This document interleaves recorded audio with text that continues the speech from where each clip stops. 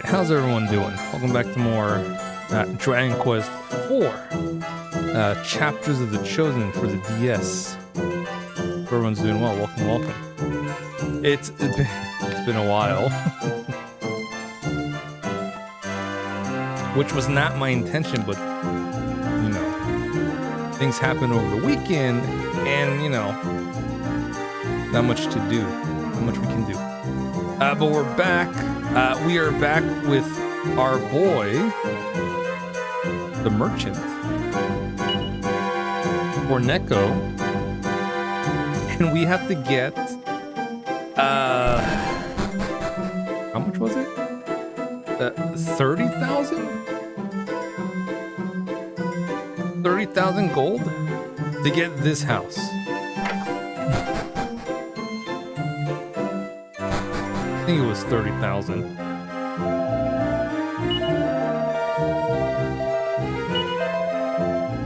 Oh, sorry, 35,000 gold.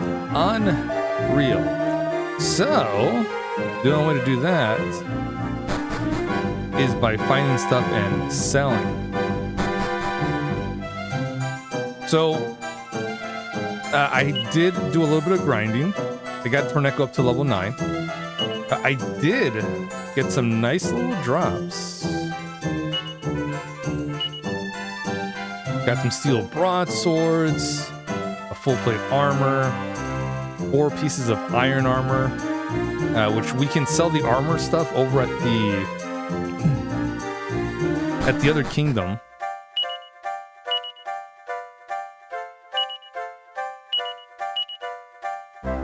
In I think this is the one, Ballymoral. So we can sell the armor there for some extra cash because they're in need of armor. Yeah, but first there's 2 caves we can go to. This one and the one further north. Maybe there'll be some treasure there that we can pick up. I started excavating this tunnel so as I could get to a port town I heard of in the east. 'Tis my dream to travel the world, you see, to have a ship to me name and go off in search of treasure. But I ran out of gold, so I did. 'Tis a pricey business digging a tunnel, lad. And in jig time, I found these gray hairs on my head. If I could only raise another 60,000 gold coins, I could restart the work. Well, lad, will you help an old man live out his dream? No. Aye, well, it was a long shot, I suppose. If you were to change your mind, of course, I'll only be getting older like. So on top of the 35,000, we need to get 60,000 for him to dig that tunnel, which I'm sure is mandatory. I'm not looking forward to that, but you know, we'll see what we get. Maybe we'll get stuff that we can sell for lots of cash. Who knows? Although probably should, since that's how this plot point works.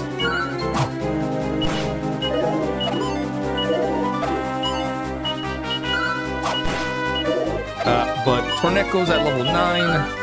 I do have him decked out with as much gear that's up to date as possible.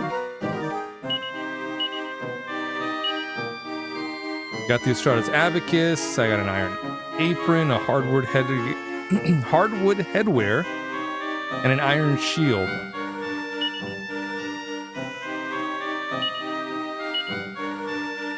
Yeah. That's as good as his equipment will be, as far as I know.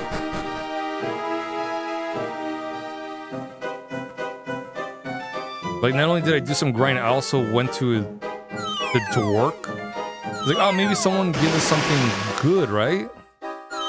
Like, oh, I did get like a hunter's bill, maybe I can some other stuff from other people that are coming into the store. No. I'm sure you do get some stuff, but after enough people pass by, and it's RNG based, you'll get some good stuff. So you know what? I think we've made enough work and enough honest living work. Let's go adventuring. And then in some of the encounters, I got some, you know, some weapons, some armor as drops. Like, oh, that's really good. I can sell that.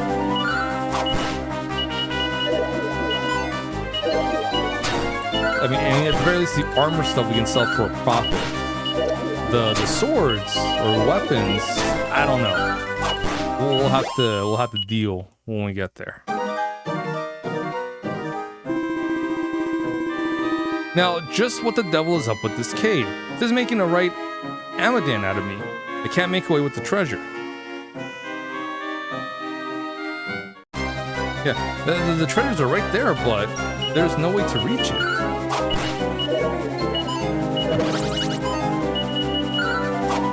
Unless we can fill up the water level a little bit more and use the raft to get to them. Right? I think that could do it.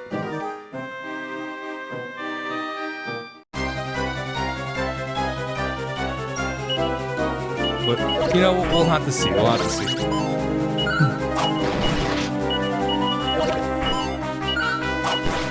I'm not sure what else to do. When I saw this cave, I'm like, okay, we'll go there, but after that, I don't know what else to do.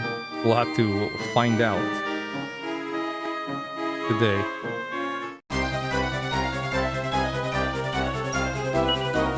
It's like, in the meantime, I think I'll grind Corneclo up to level 9. Or I wanted to get to level 10, but I'm like, I don't know, man. Level 10, I got to 9, I was like, oh man, I'm tired. This was like 2 weeks ago, and it's like I should have done at least another level of grinding, but really that didn't happen. Might have gotten some more weapons too. Oh well, who'd have thunk? But now that we've drained the water level here, after the water level is increased downstairs, now we can get that raft.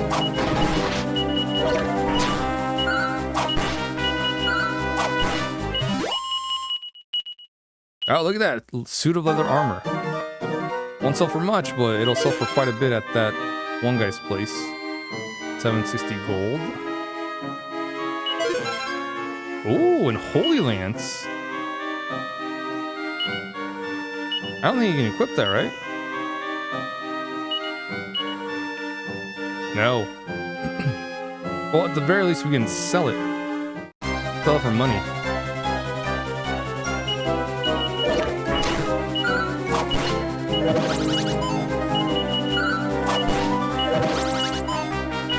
I almost didn't stream today, but I was like, no, I gotta, because I don't want to put Dragon Quest 4 off any more than I already have unintentionally. It's no good. But you don't want to do that. I don't want to be like, you know, what's another week, right? No, we can't do that. Now when I'm streaming all these RPGs, we gotta get through as many as we can this year.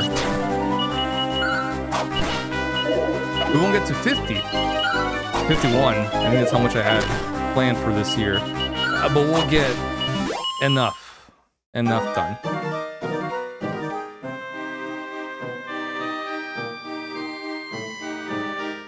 I've been not slacking, but I've had other people wanting to hang out, and I was like, I should probably, you know, ooh, steel broadsword. I was like, I should probably hang out with them, right? I guess I'll hang out with them. Nah, it's actually fine. I don't mind. I need something to keep me away from all of this. I can only play so many RPGs a day before I lose my fucking mind. Although it's a little too late for that, considering how many I'm playing so far this year. We finished 20 RPGs! We're on number 21, which might be this game, or 20 and 22, which might be Platinum, or vice versa. If I could, but I don't want to. Because I know it's going to happen some days, but not every day.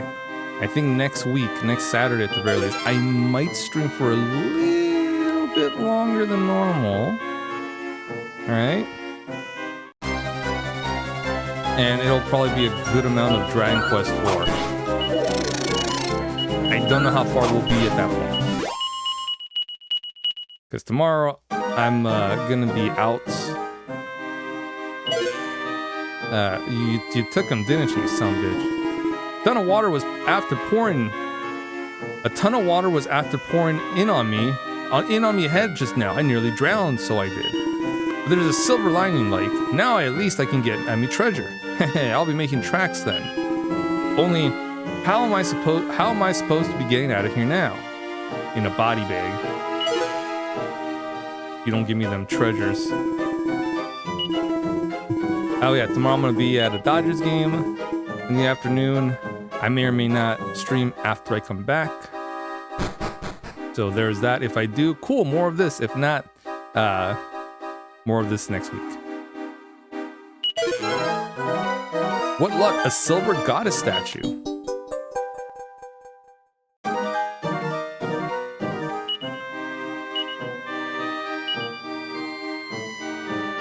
Let me appraise. I don't appraise stuff, but I should. It is a sight for sore eyes, so it is. You can never tire looking at it. I have a little ambition to decorate my house with one of these, but it's only a dream at the moment, like. It's far too valuable for most shops to deal with. They wouldn't be able to afford it. Okay. So I guess I'll have to look for someone who might be interested in it.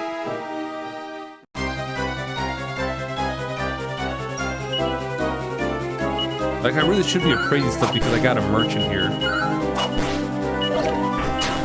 They'll tell me stuff.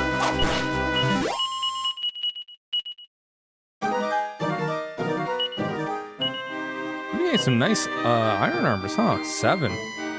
8 broadswords. Got a leather armor, oaken club.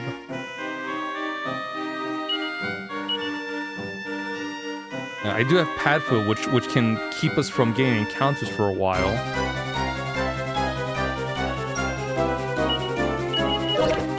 So I think like once I've had my fill of encounters, we can use Padfoot to, you know, sneak on out of here.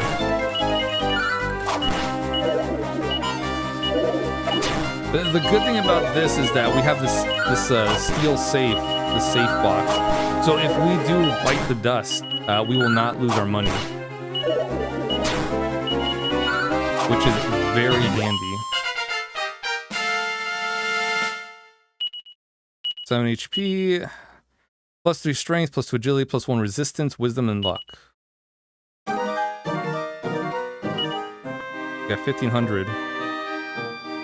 But at least we're getting some gold as well.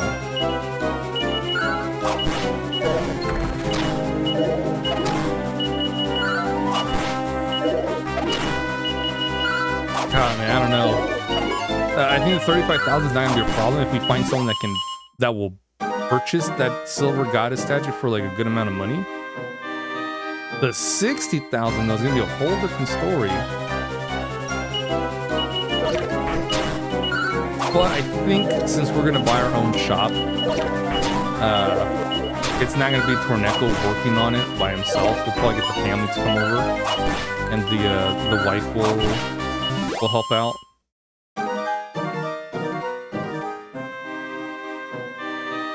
Right?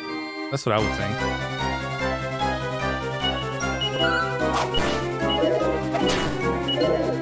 But we'll see. We'll go into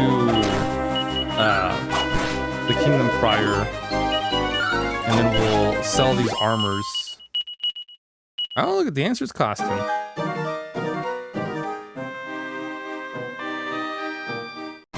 I'll do like 3 more encounters, then we'll head out. We'll head out of here. That was a fast one. But yeah, we'll do that. We'll head out. Oh shit, a metal slime? Oh, he's gonna run away. Sure enough, ran away. I didn't think we would encounter metal slimes in the early game like this.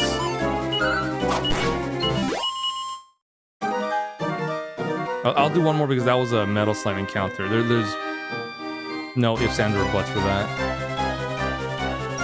You either kill him or he runs away on the first turn, or the next turn, or the next turn, while you're still, you know, consistently missing.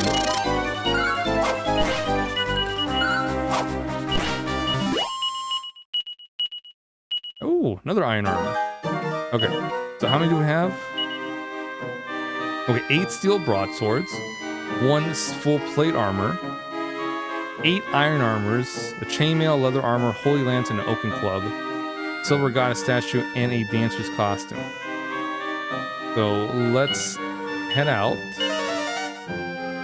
Hopefully that's enough things that we can sell for money.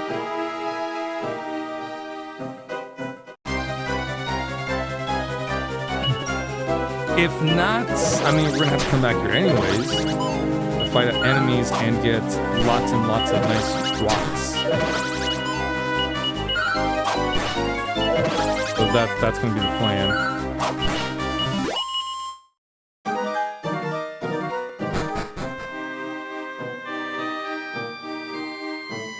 This way, right? Yeah, this is the exit. And just head on out of here. So, ow, poison. Okay, so we're gonna go to the kingdom over. Not this one, not Endor. The one north of Endor.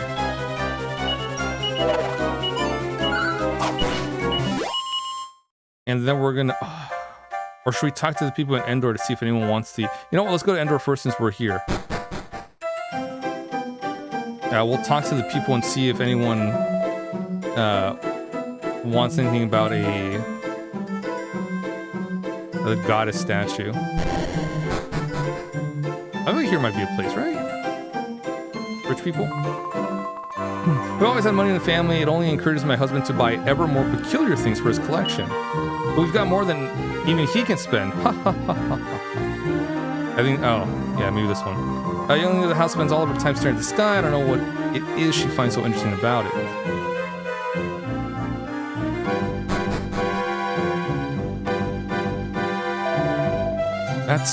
Can it really be the silver goddess statue? I'll pay 25,000 gold for it. Well then, will you sell it to me? Can we get it for more? What? Won't sell it? But, oh well, if you change your mind, don't hesitate to come back to me. Oh, I wanted to haggle a bit. Okay. Well, I guess 25,000 is better than nothing. We just need quick maths, about 9,000 more gold. So let's go sell the armor we have. I could use a chimera wing, but it's the walking distance is not that far. It's right there.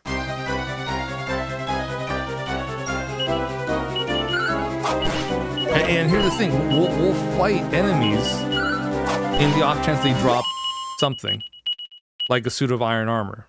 There you go, case in point. Beautiful. Thank you. Thank you, game, for... shit.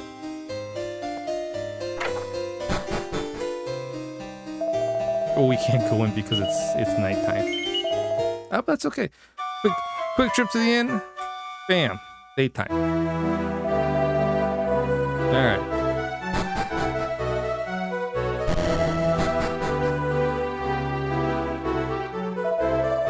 Alright. Yeah, there's a desperate shortage of armor here in the castle. I don't suppose you'd consider selling some of yours, would you? Okay, so we're only gonna sell enough for 9,000. Oops. Okay. Let's see. 300 for the dancer's costume? But a little bit more. So this is 1725. Yeah, so he sells it for a little bit more, or he buys it for a little bit more. So yeah. So full plate armor, is it? Sure, I'll take it off ye for 2714 gold coins. How does that sound? That sounds perfect, bud. This is done deal then. A pleasure doing business with you. Yes. Okay. So let me sell this chainmail. 402. Now remember, we need to... Oh, well, I should probably sell all of it, huh?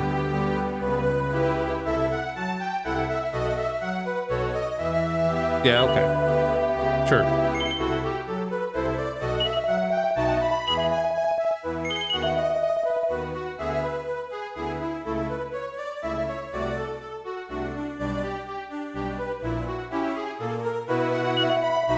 It's one by one, huh?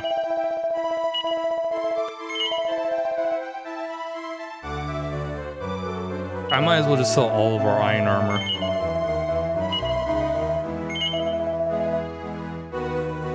I don't want that. I feel like just enough for... fuck it. Well, we gotta get 60,000 anyway.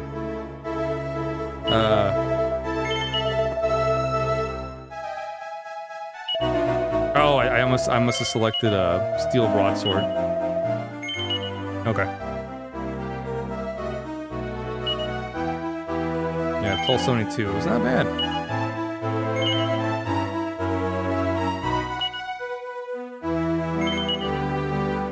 One for it. Oh man, it's not a set price. I just realized that. Oh, I could have sold a couple for like. That's on me. I should have been paying attention.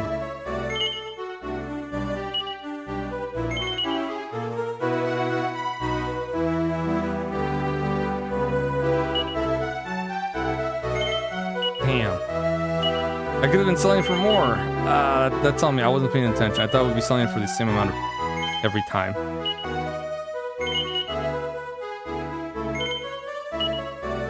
$13.08. $12.36. Yeah, he went down. I thought it was a set price. I was like, oh man, I probably should sell only a couple. No, I should have been selling everything at a high enough price. Now he's lowballing this whole time.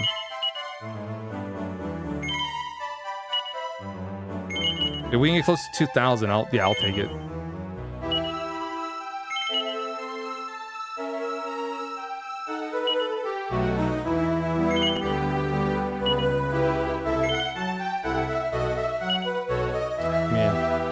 Man, I feel dumb. I should probably reset, but no, because we did quite a bit, and we might not have gotten some extra iron armors. Cause I think we got a couple more iron armors. Raspberries. Oh well. You know, live and learn, right?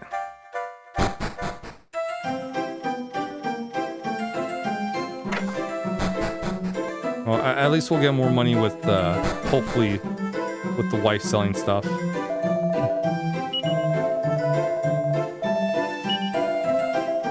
Alright, yes. Did I hear you correctly? You'll buy it, you say. Very well then, the shop is yours. Don't let the place down. Make a success of it, lad.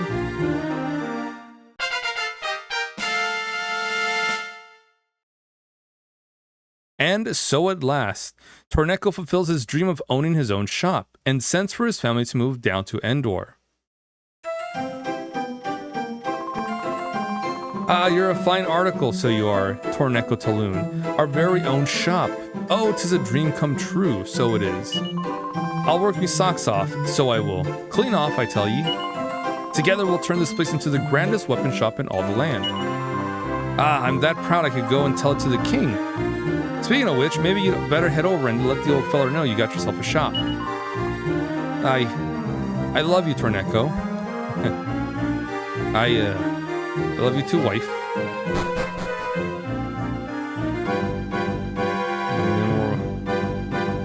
And then we're gonna go talk to the king. Okay, cool. The king, no, hey, your majesty, thanks for the opportunity. We bought ourselves a shop. Mr. Taloon, I hear you've already set up your shop here. Congratulations. You'll permit me to place an order with you straight away, I hope. I wish to re-equip some of the castle troops. You make your deliveries to my commander downstairs. I require 6 steel broadswords and 6 suits of iron armor.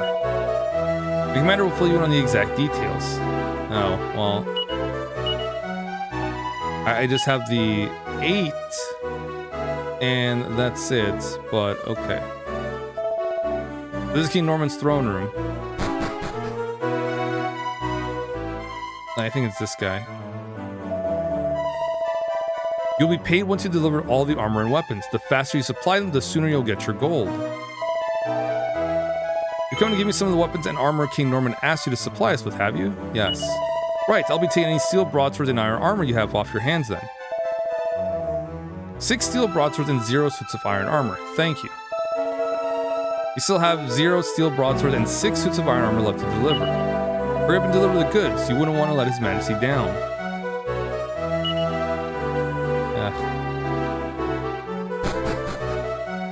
Alright, let's go do that. But first let me see how this works with the with our shop now. Hello, Torneco, you must be shattered after work. Expect you'll be needing a good rest. Time for bed, love. Good night. Do I talk to her around the counter? Morning, love. 'Tis a new dawn already, so it is. Major packed lunch like always to help you through the day. Thank you, wife. There are any new items we can sell? Let's see. You got the steel broadsword. At least 3,000 gold coins for it. Hell yeah. How about another one?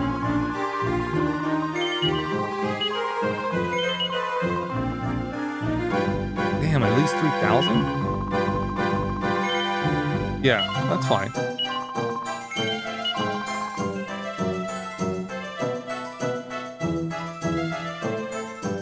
Now, what about this dancer's costume?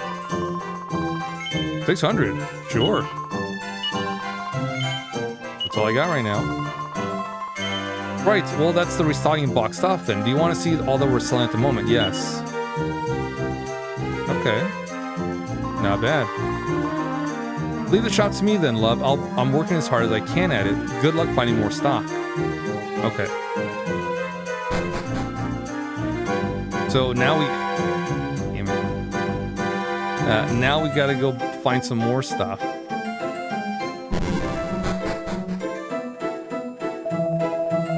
So we're gonna save real quick. That cave we were just in seems to be like a good spot for weapons and armor. So we'll make our way over there.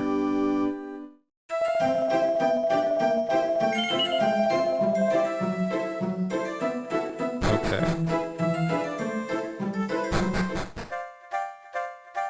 God, I had so much iron armor. Had I known. Had I known.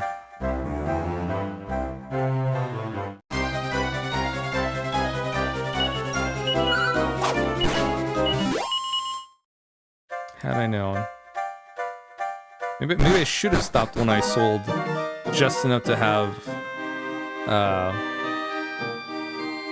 the 35,000. Because the thought process was like, okay, we'll just buy our shop and then we'll just sell the rest of our stuff.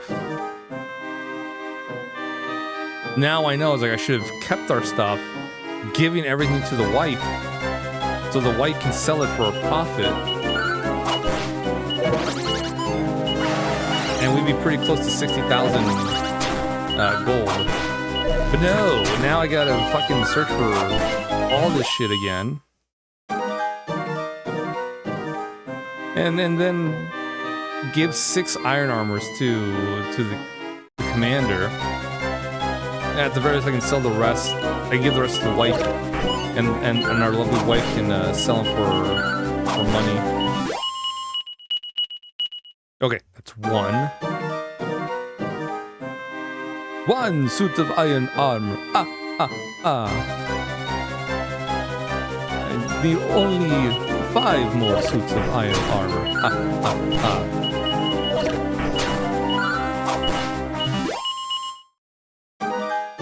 We just have to hope that, you know, well, we're lucky with our RNG and we get them. Although in terms of item drop, it hasn't been too bad. We get one at least every other battle, or every couple of battles.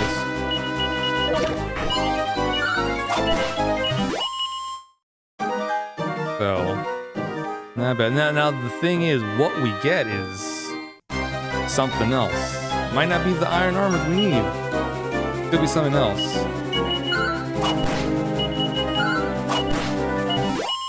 But I need iron armors. I need 5 more. I wonder if I tell no to the wife, if she'll increase how much to sell it by. I don't think so though. Next time we do, I'll test it out. I'll try.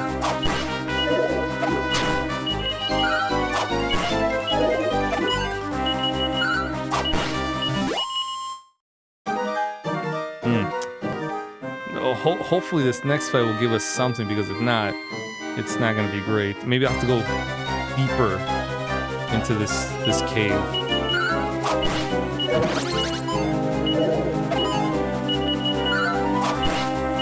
Maybe then the drop rate will increase. Then again, it could just be all of, you know, in my mind. Ah, there it is. We got an Ogun Club though.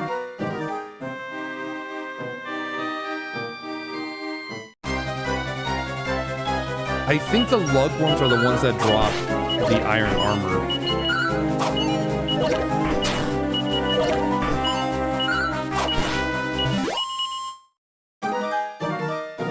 I will have to pay attention next time we take them out, but I think it's them.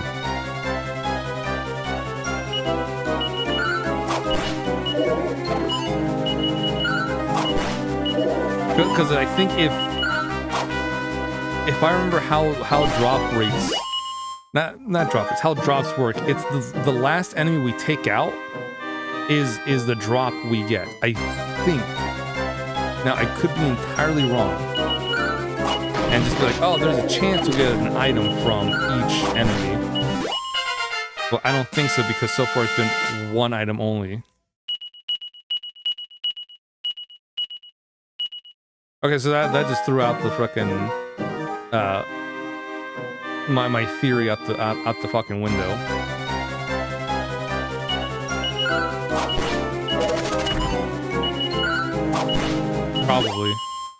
Probably. Alright, but now we have 2 pieces of iron armor. We only need 4 more. God, I hope we get those, because I don't want to do this shit for too long.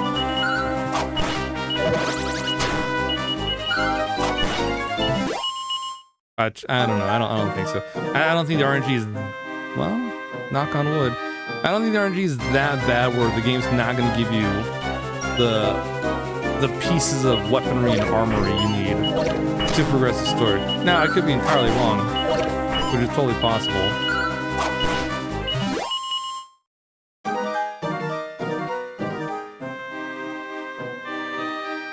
But so far we got 2. We need 4 more. And if we get those 4, we'll go turn them in. And then we'll go check in on the wife to see what we got.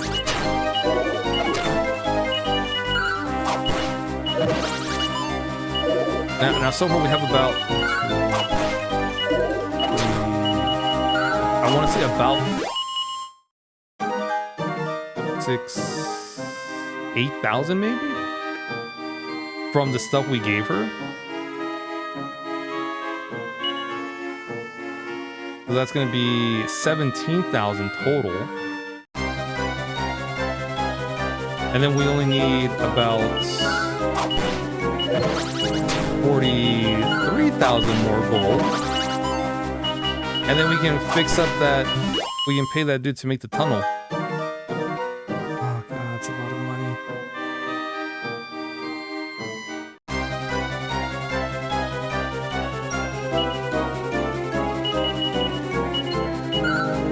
So, I mean, that's what we're gonna do. That's what we'll do. Oh, okay. 3 suits of iron armor. We're halfway there.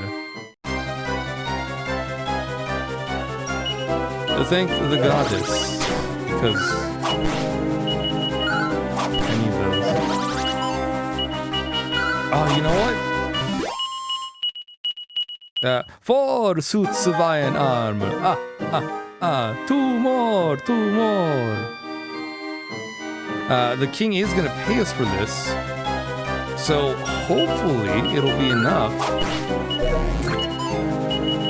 And then we can, probably with whatever we have left over, that we had the wife sell, we might hit 60,000. We might. Am I hoping? Probably. Yeah.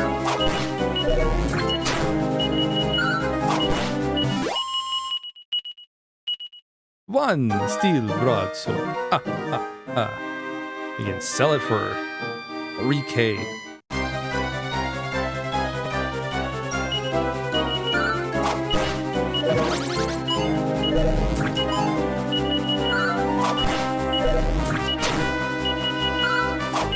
I'm curious if I should get one more piece of iron armor and then have the wife sell it. We'll probably sell it for a good amount of money.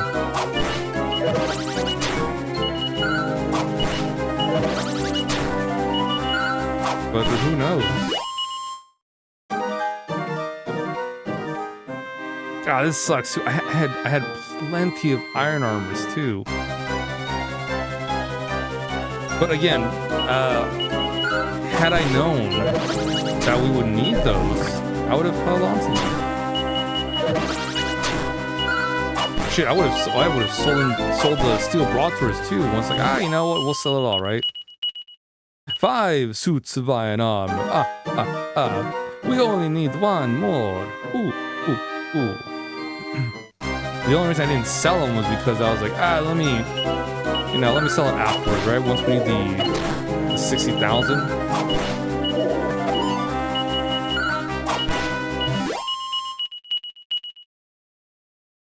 A scale shield.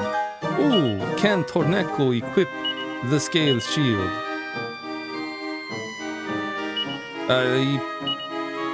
He can, but it is shit. Compared to the iron shield, which reduces fire and ice damage.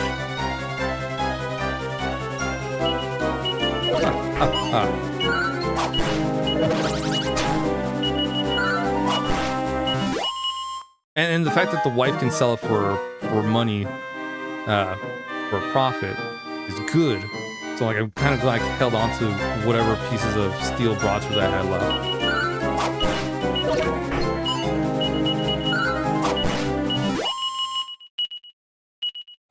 The copper sword. We don't want that. It sucks. We need the money. But won't sell it for a lot of cash. Oh, the steel broadsword. That sells for lots of money. Lots of cassiola. But we want 1 more suit of iron armor. And then I can stop with this impression. I can stop sounding like the Count.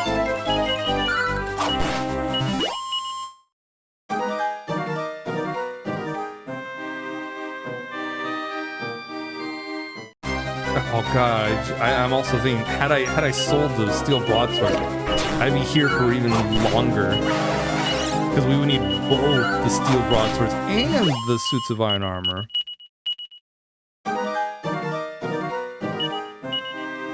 Although,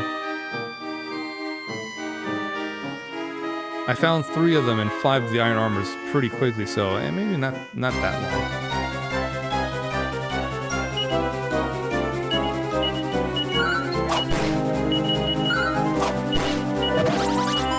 And the good thing is Torneco's pretty good, armor-wise, level-wise, so I haven't had to worry about healing him for a hot minute.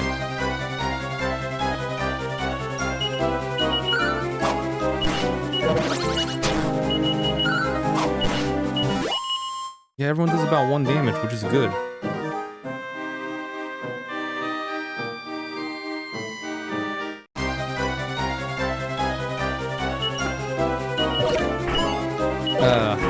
This is something. Now, I'm not grinding. It just happens to be that way. Oh, we got 10,000. We only need 80,000 more to go. Well, 45,000 and 430, 25?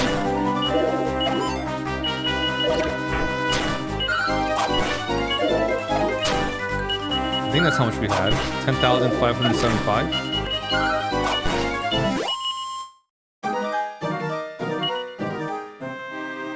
I think so. I don't know. We're getting closer though, ever so closer. The 60,000 gold. Another scale shield. Come on, guys, just throw me one last iron armor. That's all I'm asking for.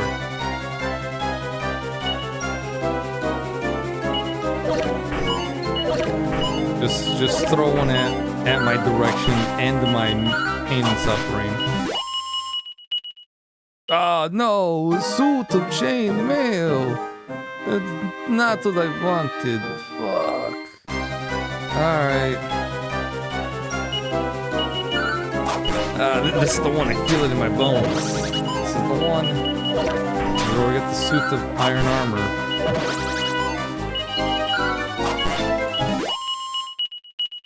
Ah, yes. 6 suits of iron armor. I totally called that shit. Alright.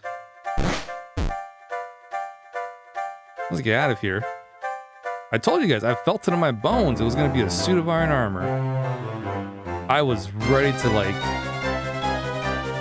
see it not be the suit of iron armor. I was ready. Oh, look, a steel broadsword. Nice. Okay. Thank you so much, RNG. I appreciate it. You're the best. You're the best. Okay. Oh, you know what? Let me... Before I go there, in the off chance it tries to take the steel broadswords I have in my bag already, I'm gonna go visit the wife.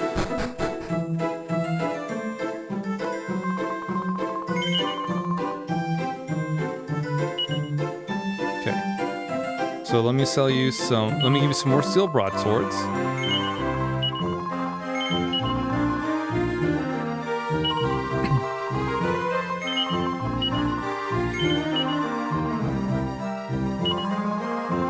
All of our steel broadswords, she's gonna sell them all.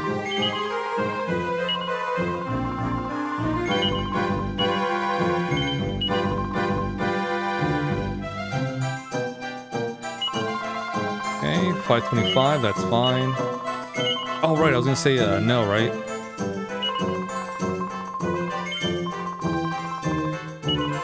Oh, okay, so she's like, oh, you don't want to part with it. Okay, no.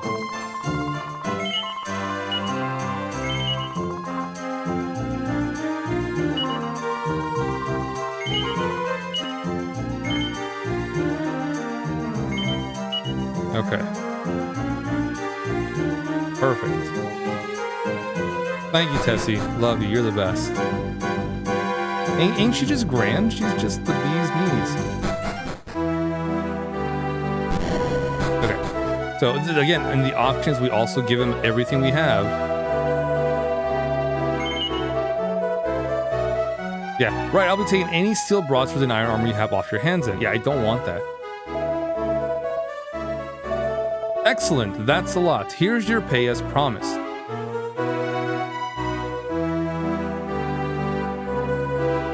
Exactly 60,000 gold coins. Okay. Well done, merchant. You'll go a long way, I've no doubt. Well, 70,000. But you know what? Let me talk to the wife so we have some spending money. because I think this will also transfer when we get control of the protagonist.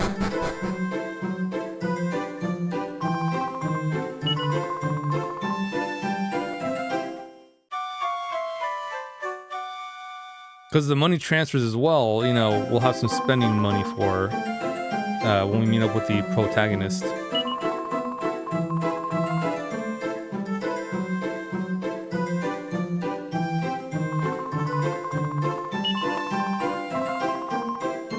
Okay. You're amazing, Da. You always told me we'd have our own shop one day, and now we do.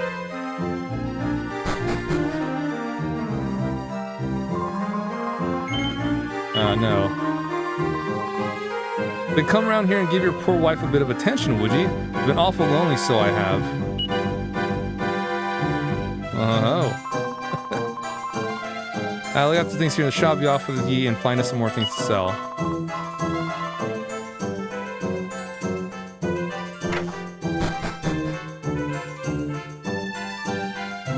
So how will I know if she sells anything?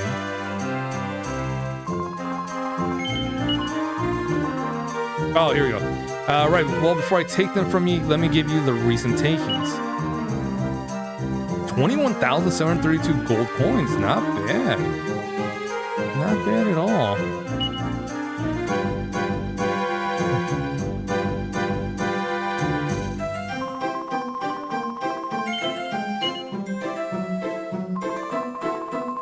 Okay. An extra... What was that, an extra 32,000? That's not bad. Not a bad amount of money to...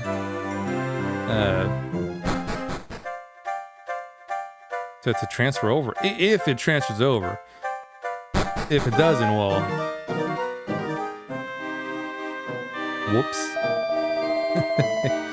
Hopefully it does also.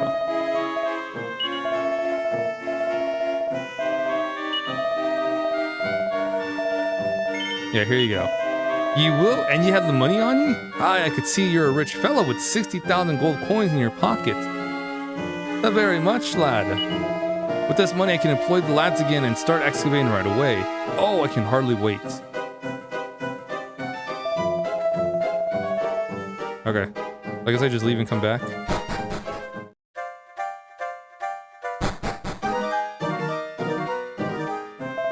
Ah, Torneco. Thanks to you, I've been able to reopen the excavation works. I'll be sure to let your one at home know when once it's all done here. I just need a little while longer. Oh, okay. So I guess we'll just go home.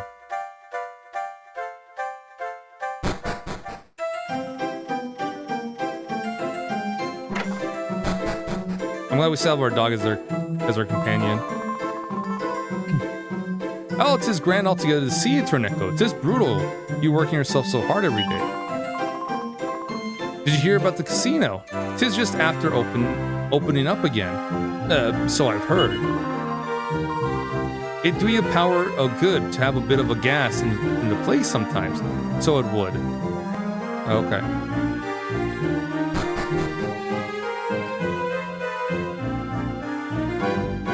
Yeah, here's the casino, right?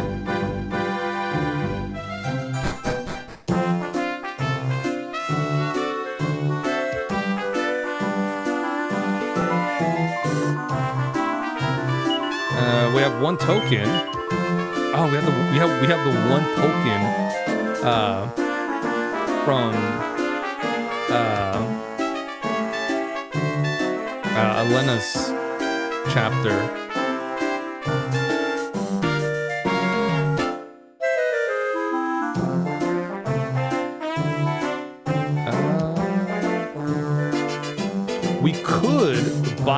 We could get something so we can transfer it over. The meteorite bracer will be really good. It increases speed by a lot. Although with the falcon blade, you can attack twice in a turn, which is also nice. But to get 10,000 tokens,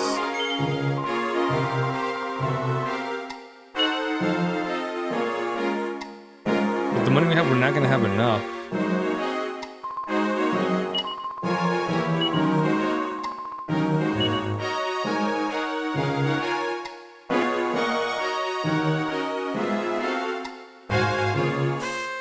How much would it cost to get?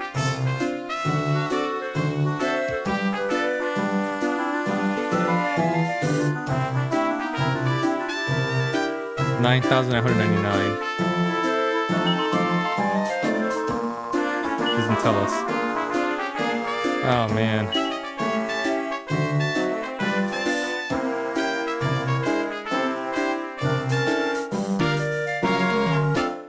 Nah, it's fine. It's fine. Welcome to the casino. The casino only accepts tokens as payments. You can buy them from the girl at the counter over there. No, I should talk to the people there. You what? You came here to Endor to earn some cash? Yeah, you got that right. There's loads of ways to earn cash here. Have a drink and think it over first, though. Take it slow, one at a time.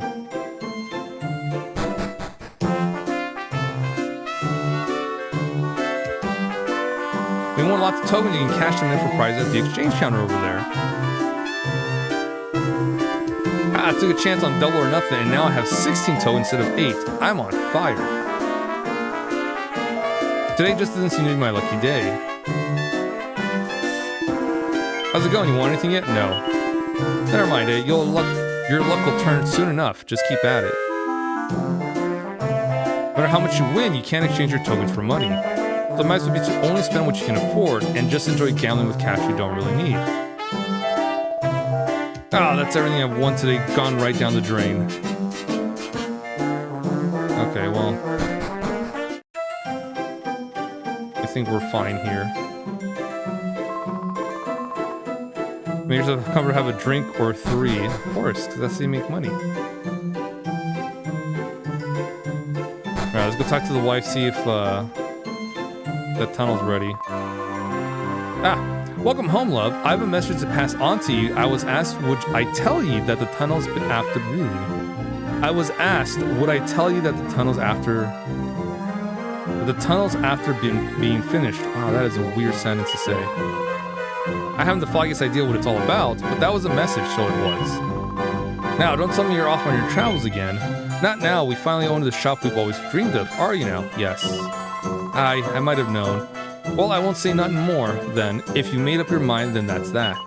Always chasing a dream, aren't you, Torneko Taloon? Aye, 'tis that makes you the fine fiend that you are.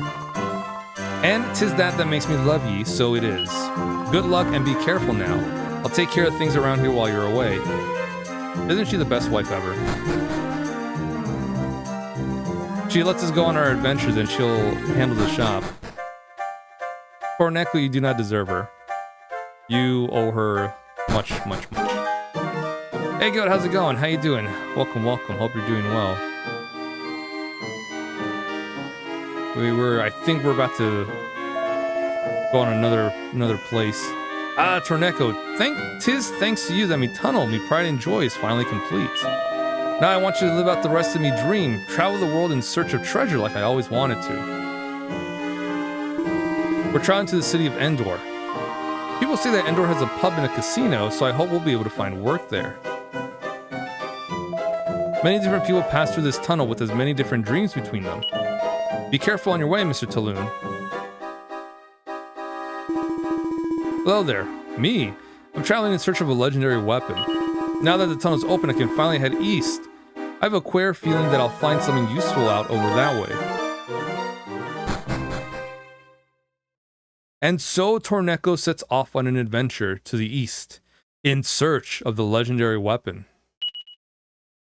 And in search of fulfillment of his dream, to become the greatest arms merchant in the whole world. And we're done with chapter 3. Woo. That one took a while. Like, no, really, there was a bit of grind I had to do in between. I don't remember how much of it either.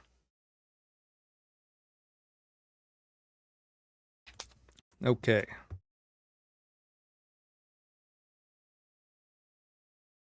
Chapter 4, Mina and Maya and the I didn't catch the last one, Manhubaya mystery. This is the tale of two beautiful sisters on a mission to avenge their father's death. The eldest is a dancer named Maya, and her younger sister Mina is a fortune teller. Their adventure begins in the entertainment capital of Libeccio,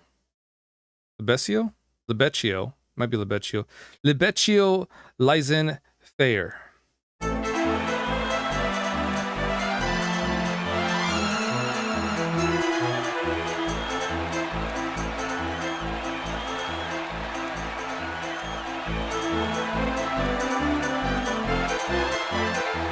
Damn, look at those fucking moves. That's hot. Maya, yeah, look at those moves. Encore, Maya, encore. God, it's like the dancers in Final Fantasy IV. When you go for the, what is it, the King's something? You get all those dancers dancing. And it's even hotter in the 3D, in the remake. It's all in 3D. I'm not sure if that was something you guys should have seen. Oh well. we're all adults here, but mentally, I don't know. I still got the mentality of a high schooler. Clearly. Hiya, Maya. Well, how did it go? Did you get a result? Alright, it was awful. Not one of the customers looked even a little bit rich. No, you're not understanding me. I'm talking about Balzac, innit? Was that despicable criminal there tonight? Oh, sorry, sis. No, Balzac wasn't there. I'm very close to saying Balzac. Very close. Oh. Do not be disheartened, my petite amie. You will find them all in good time. Here is your money for the work of today. Mina and I received 100 gold coins. I was hoping you would stay, as the crowd go wild for you, but I cannot stand in the way of your mission of vengeance. Rest here tonight and leave in the morning. Take care, mes filles. Adieu.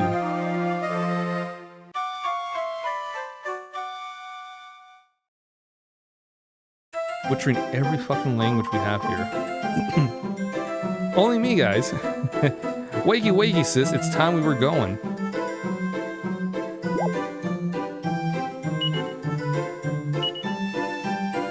Copper sword, silk robe, and a dancer's costume. I've really enjoyed working with you, even though it was only for a short time. Good luck. Nothing special there. What? You're going after the man who killed your father? Well, that's quite a mission for you two young girls, but don't give up. I hope you catch the fiend. Look at all these supportive people. You gonna go find the guy that killed your dad? You got our support. Go get him. It'll be a rough journey, but you got him. You can go get him. I am waiting here for the dancing girls to pass by on their way to work. Oh mon dieu, the look of concentration on their faces before the show. It is more than a man can bear. The dancing girls are all very well, but I'd sooner see a comedian myself. Yes, a side-splitting comedian would be nice.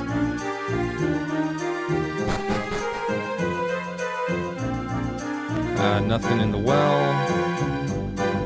Okay.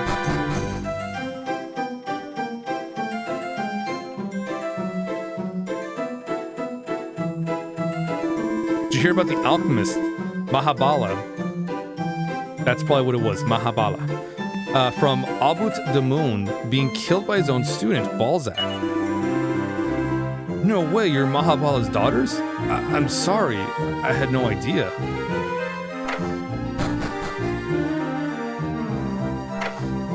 There we go, the Mahabala mystery. Okay, so yeah, we're just looking around to find anything and everything that could help us out. Set of Wayfarer's clothes, nice. What? Why is there no one in the shop downstairs? Oh, not again. Where's my husband lazing about now?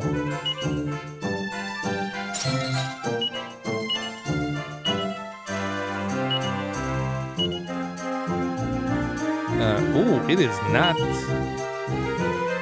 the best thing around.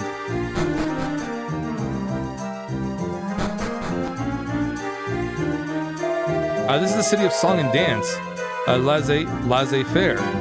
The town north of here has been renamed Abu-Demon.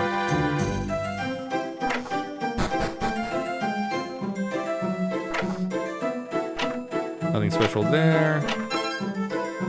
20 gold coins. I don't know who you're looking for, but I'm quite alone in here. Kindly leave me in peace. He's hiding a lady friend over there. Who the father is.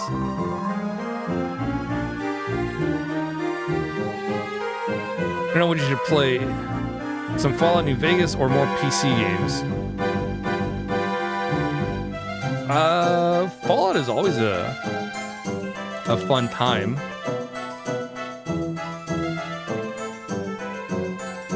Then again, you can always play any PC games. I'd flip a coin. Pardon, mademoiselle, the pub will not be opening until the evening. Never heard of day drinkers?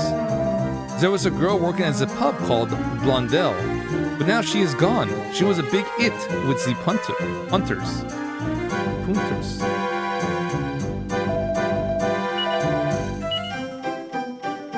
Let's see. Leather dress.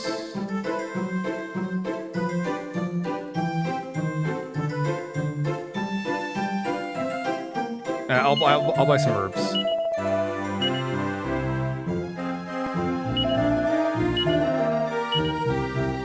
Okay. We'll stick with that.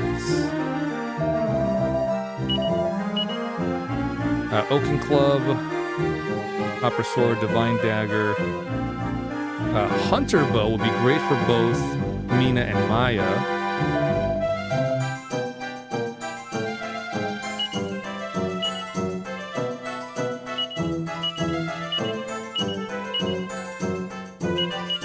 So let me give Mina 3 of these and give Maya 3 of these as well.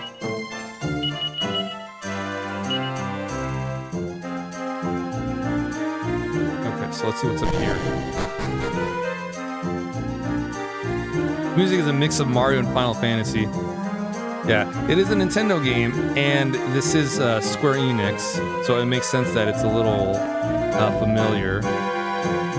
Bienvenue to the Theater de Laissez-Faire. If you're looking for Manager Artois, he is down below.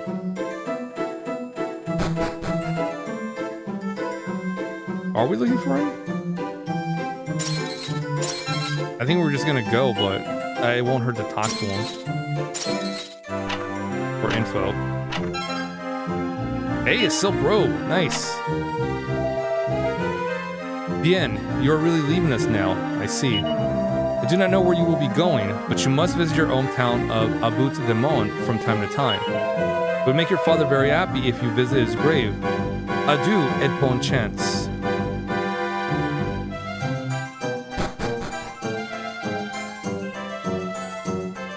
Okay, and here's the stage. Okay, so let me give... Nope.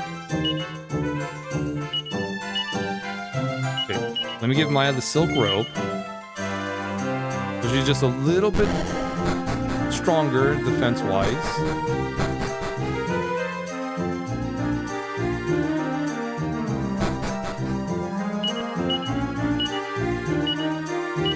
Put that seed of strength in the bag.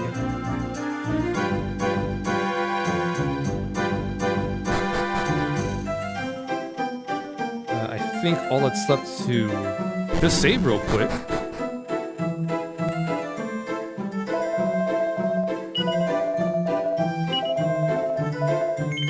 Yeah.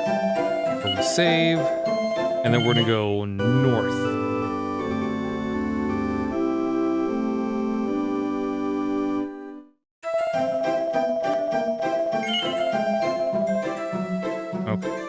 We'll probably fight a little bit. I mean, Not probably, we will. They're both at level 1.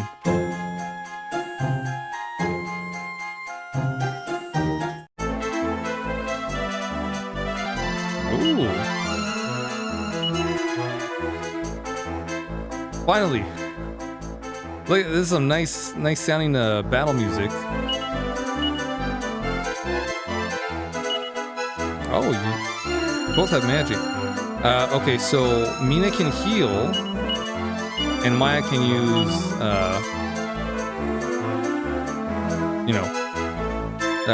Mina's got white magic, Maya's got black magic.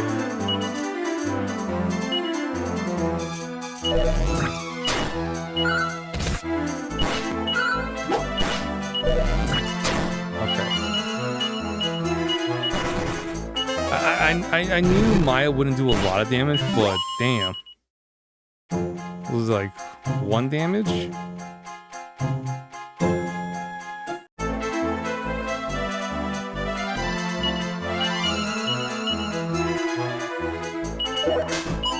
Okay. Well, the good thing is they should level up after a couple of encounters.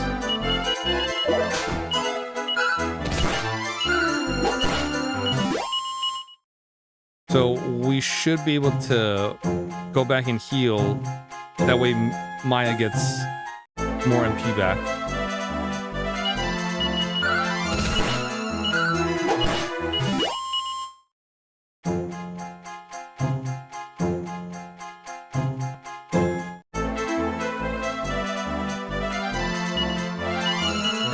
I like this battle music a lot more than the ones before.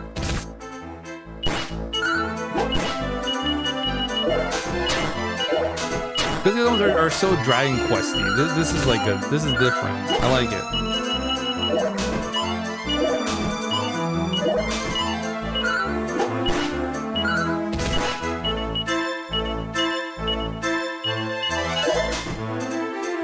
All right, so we'll heal up. Mina.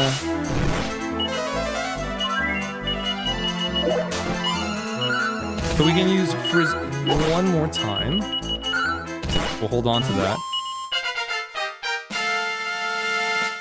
I hope Maya gets a good amount of MP. Minimum HP 4, maximum HP 4, max MP 5. No, you don't want to see that. No strength, 1 agility, 1 resistance, 2 wisdom, 2 luck. Oh, Maya didn't level up? Oh, I was under the impression they would both level up at the same time.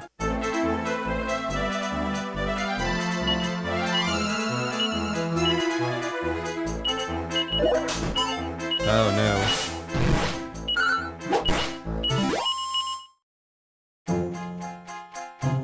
no. Okay, well, that's fine. That's fine. It's fine.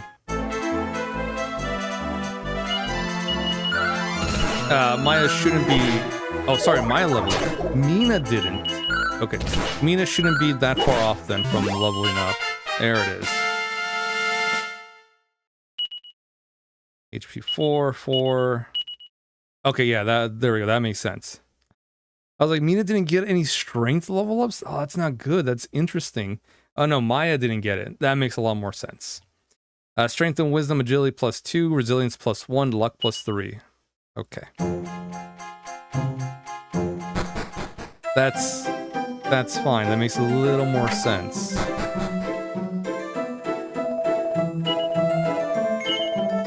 I was like, how is Mina not getting anything? Strength-wise. She's our attacker. Maya. Maya didn't get anything. Makes sense. She's our black mage. So yeah, now we have to be careful of getting KO'd because we don't have the steel box anymore, the little safe. So we lose half of our gold if we game over. Which right now is not a lot. But later on it might hurt us.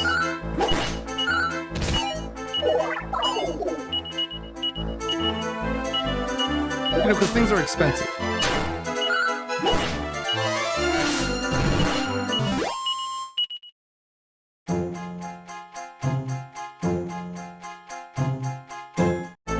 once we hit level 3, I want to be safer and hit level 4, but 3 might be okay.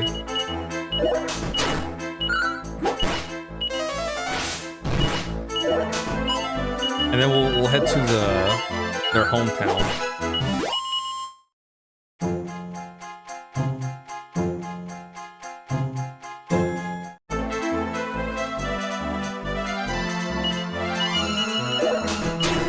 I'm gonna save the MPs for enemies we fight at nighttime. Just because the enemies are a lot tougher at night than in day.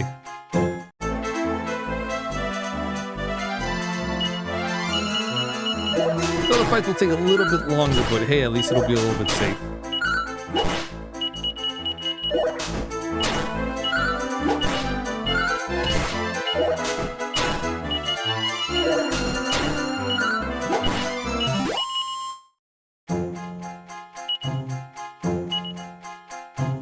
Where is it? Miscellaneous, right? Heal all.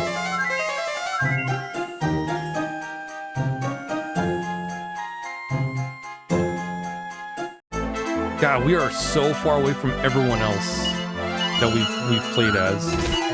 With the exception of the hero. We have no idea where the hero's village is.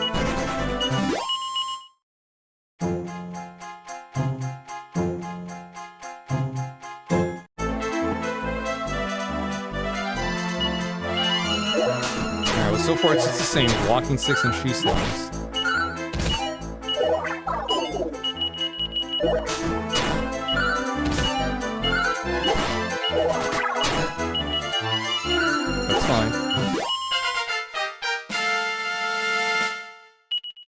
Okay, max HP 6, MP 4. No strength or resistance, 1 agility, 2 wisdom, and luck. I think Mina's the older sibling, which is why she's getting experience a little bit, why she takes a little longer to level up. That's my guess.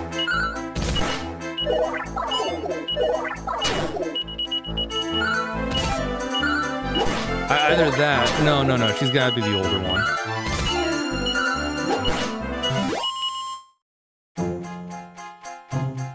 She's gotta be the older sibling.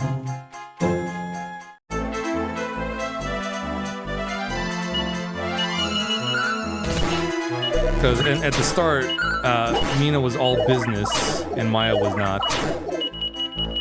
Maya's like, oh, I didn't see any rich guys over there. And Mina's like, no, did you see the guy that killed her dad? No, I didn't see him.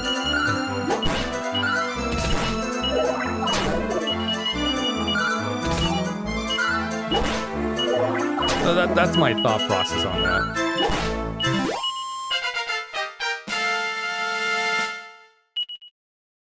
Max HP 4, MP 4.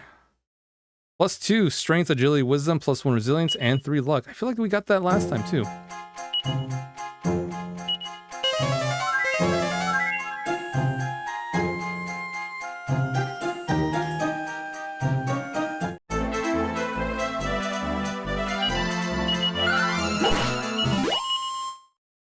Okay, I was hoping for a little more variety at nighttime.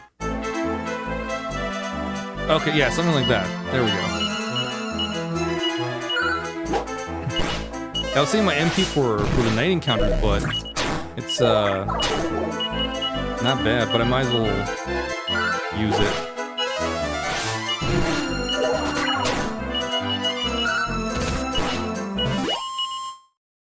Okay, how much gold do we have now? 207. I can buy... I think 1 hunter bow was like about 200. I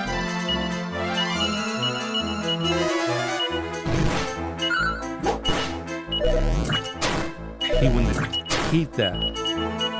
So what should have happened is, after Maya attacked one, Mina should have attacked the other one to spread the damage. Instead, it didn't. It's fine, not a problem.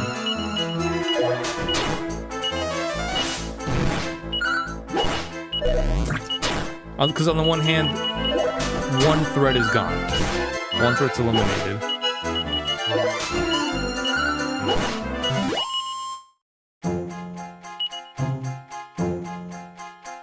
Okay, I'll do one more encounter.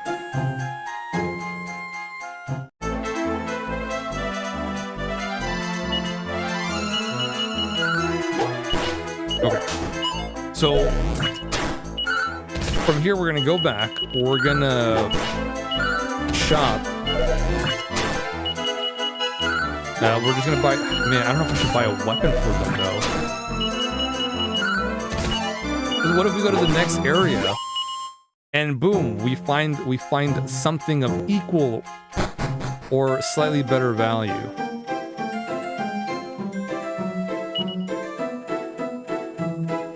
But I have no way of knowing that.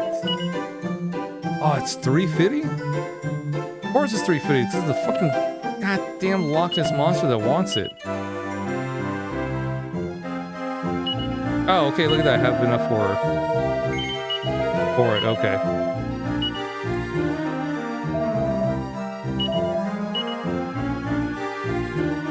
But no matter where I go, that goddamn Loch Ness monster is nearby.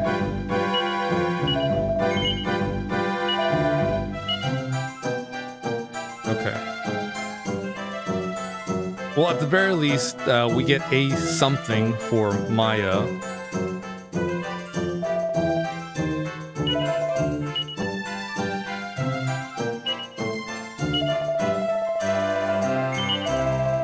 Yeah, because Dragon Quest, a lot of RPGs have this habit of, oh, let me buy this expensive weapon or armor that's going to help me out in the long run. And then the next cave or town you go to, you find a chest or somewhere you can interact with. Oh, look, it's the thing you bought at an expensive rate like 10 minutes ago. And you're like, fuck. I'm like, well, I can't reset because I did a lot of shit on the way here. I don't want to do all that again. Oh, but you can sell it now for money. Yeah, but that's not the point. I'm gonna sell it for less money than I bought it. Never buy stuff in loot-based games because that shit happens like constantly. Like, I don't want it, right? And then you get the things like, oh, cool. I'm glad I didn't buy it. Or you're like, oh man, this would really help me out. And you buy it. A couple minutes later, there it is. Right there. It happened. It is gonna happen. All the time. Hey, but hey, at least this Maya can help out a little bit more with the damage output. Let me look at the map. A more detailed map. Okay, so just straight up is the village. Wait. Or you level something up and then you get a replacement. Yeah, or that. The worst in loot-based games, like, oh, sap, nice. The worst in loot-based games like Borderlands 2, I think all of Borderlands do this, some other games might do this as well, is when you find a weapon, like a really good weapon, it is capped at the level you are at, or a couple levels over, right?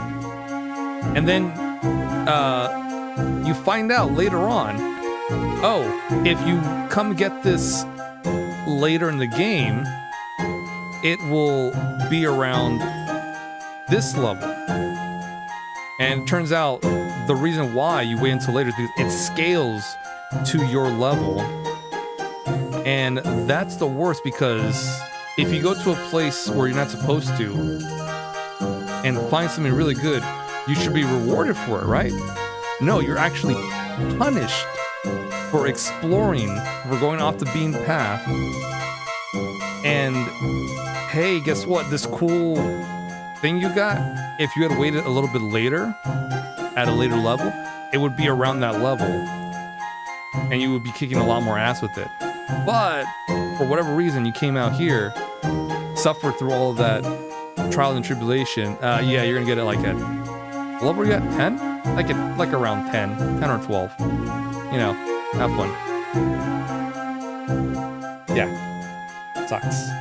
Scaled level equipment is horrible. When you find them out in the wild or in side quests. It's a pain. Diablo's bad about it too. Side quests are like that. You used to farm the Infinity Pistol in Borderlands too. Yeah, farmable stuff is okay because then you can just come back later and, you know, it's fine. But if it's a one and done type of deal, it's like, well, shit. Now what? Now what do? Not much. To the north is Abbot de Monde. Oh yeah, I thought there was a cave there, but it's actually if we go north and around, there's a cave.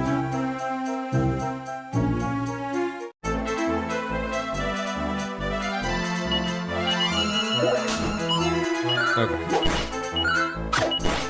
So thankfully, we can hold our own a little bit better now. Welcome to Abbot de Monde. I don't know what that name means, but doesn't it sound great? Oh, silly me, you're Mr. Mahabala's daughters, aren't you? Welcome back then.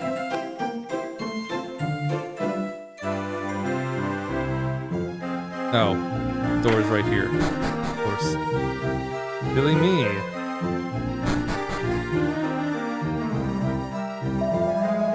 Well, I never. If it isn't Mr. Mahabala's lovely daughters. Look, back for long, are you, loves? No place like home, eh?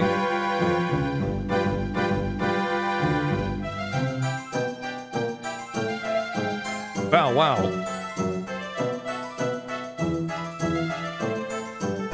What's the dog doing? Oh, you've had a dreadful time of it, haven't you, dears? Your poor father killed by his own student. I suppose you know he had another student, do you? Yes, Ujam, or some other yummy name like that it was. I heard the poor man almost lost his life too. I wonder where he is now.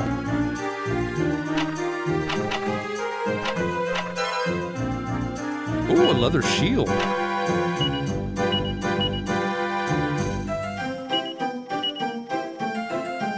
Oh, Maya can equip that. Okay. So that's good.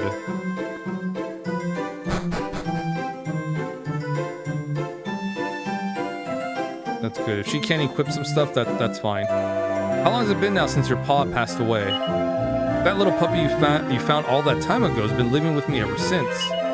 He's grown into a right clever lad, he has. I'm sure he'll remember you.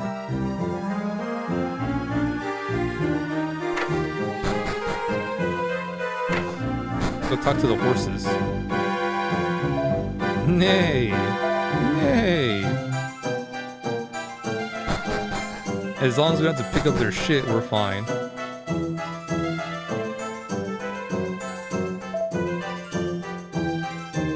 Mina reads a sign. Guru Mahabala, practitioner of Rasen Tantra Academy. Or sorry, alchemy. That dirty, rotten Balzac. He was planning to steal your father's ideas right from the start. Now, I'm gonna let you in on a little secret. Gonna go play Leave a Lyric. Alright, go. Thanks for the lyric. Appreciate it. Have fun. We'll catch you later. Now, secret. It's your father's other student, Ujam. I know where he is, you see. He's hiding out in a cave west of here. Ujam might be able to help you track down Balzac. Want to play anything tomorrow? I'll let you know. I'm gonna go to Dodger Stadium in the afternoon. So I'll probably be back maybe around 4 or 5 p.m. my time. If I don't stream, sure, I'm down to play either some Turtles or more Halo Wars.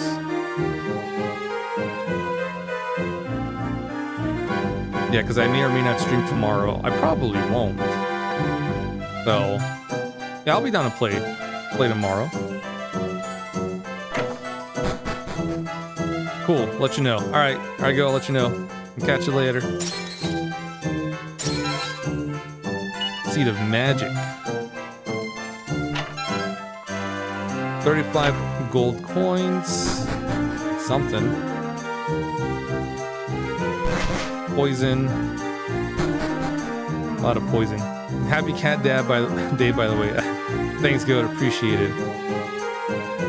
Thank you. Yeah, because tomorrow's Father's Day.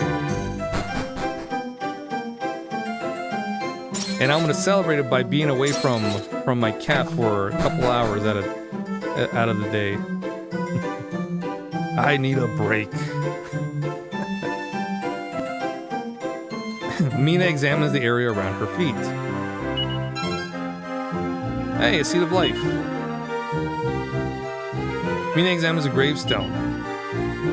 Here lies Mahabalaji, master of the ancient art of Rasen Tatra alchemy.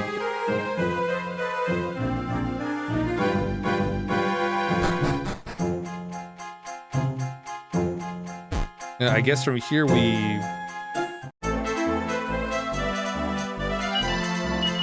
go into the cave, the spooky cave.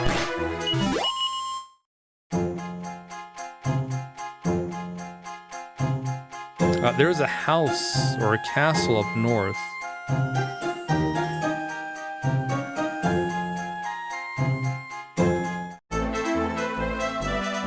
Lickspittle.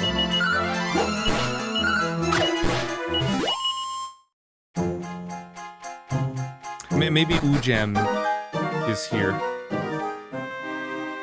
Right? Oh, hello.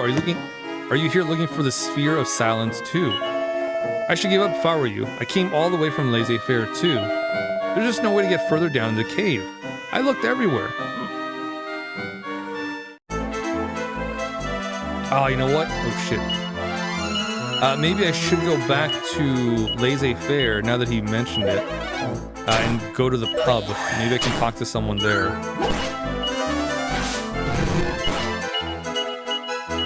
You know, for information.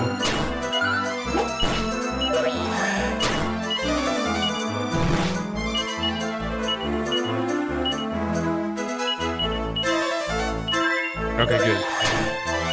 Oof, right on time too. Otherwise, Maya would have been down and out. It's a scary place.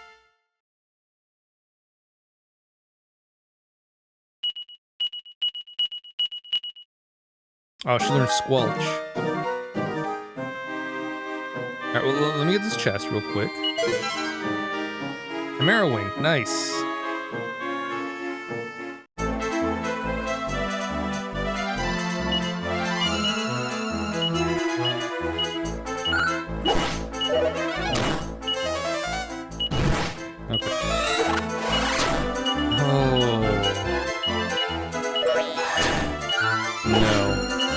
Okay, we're good. Oh, we're fine. We're hunky-dory.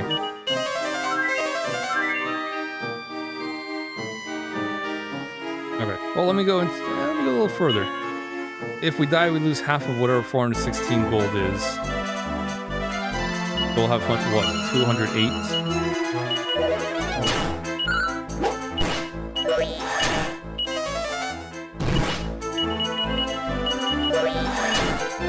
Oh, should try not to die. That's a good amount of money to buy something. You just... Oh, that you can.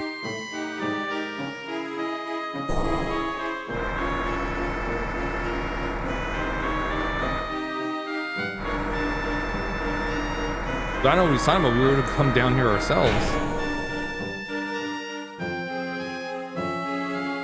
Unless he meant we can't go any further down.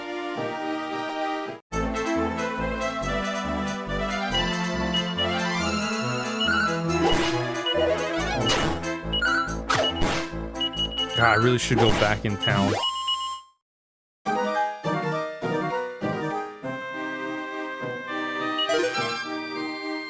$240 go. Oh, we gotta go back.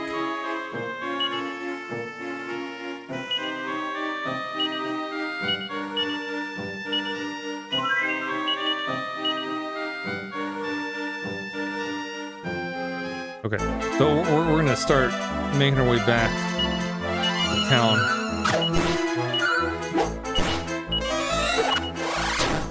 Before we get ambushed.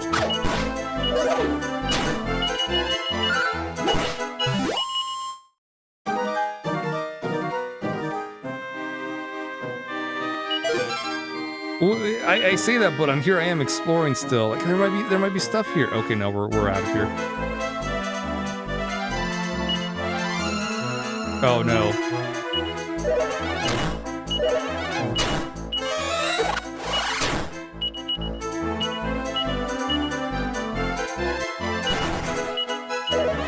Shit. Well.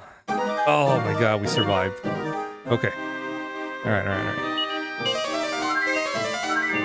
Okay, let's get the fuck out of here. Can I use a Chimera Wing in here? Is that it? Is that a thing? And it won't bonk me? I had a feeling it would bonk me. Okay. That's fine. That's fine. We'll just dip.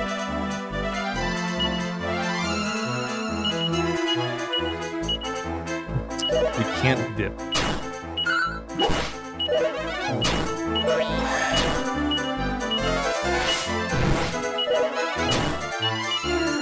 Okay. So she'll heal.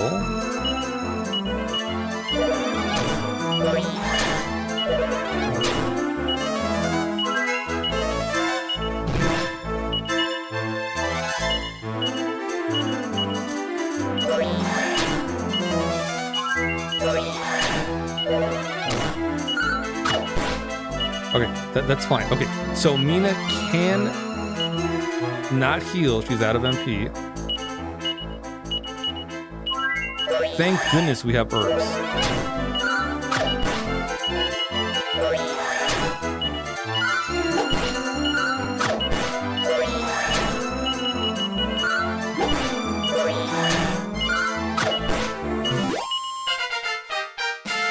I should have left when I had the chance.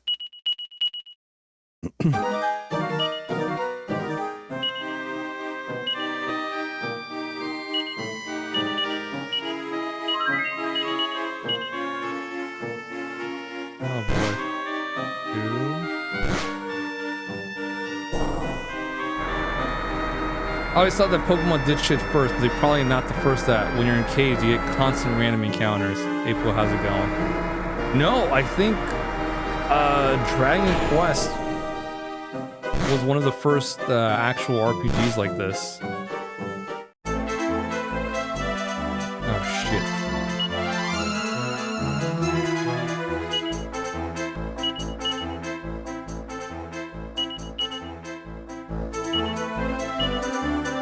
We'll see how this goes.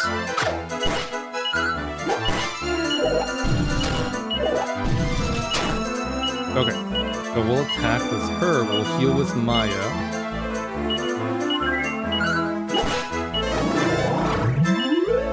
Oh god. Okay. Alright. Don't attack the buff one, Maya. I have no control over this.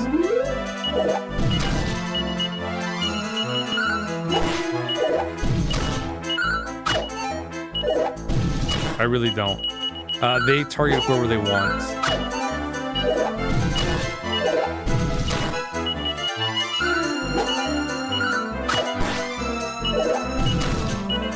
So they're only targeting him for whatever reason.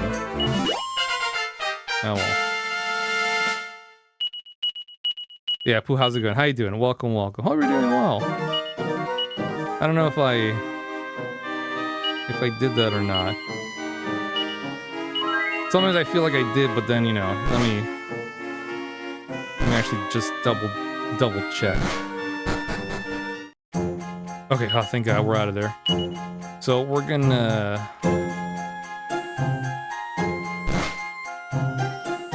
We're actually gonna walk. Because out here, we're fine. We're safe. The enemies here are not a threat, so we're okay.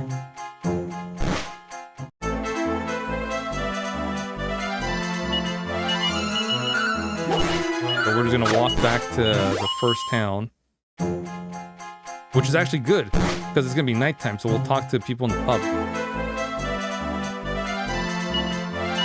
Are they trying to rip off Dragon Ball with the name? They also have similar art styles, or are they tripping? So Dragon Quest was, the designs were actually made by the guy, Akira Toriyama, that did Dragon Ball. So that's why everything looks similar to Dragon Ball.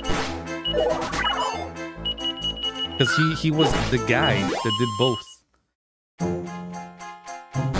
That's why if you take a look at artwork from Dragon Quest and you take a look at artwork from Dragon Ball, it's very similar.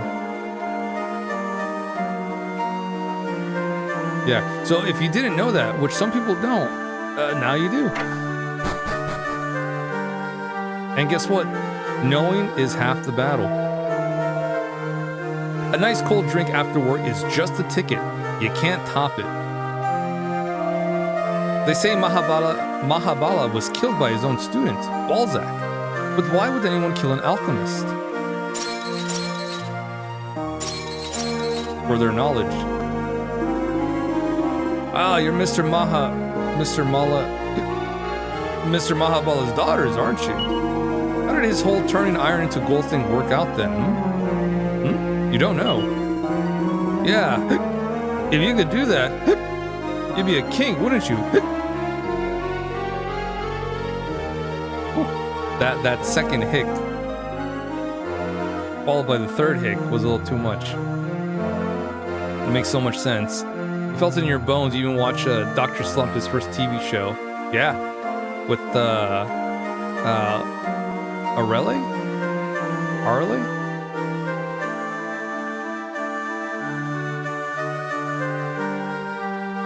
I think that's that's the name of the girl. Arale. I can't pronounce it.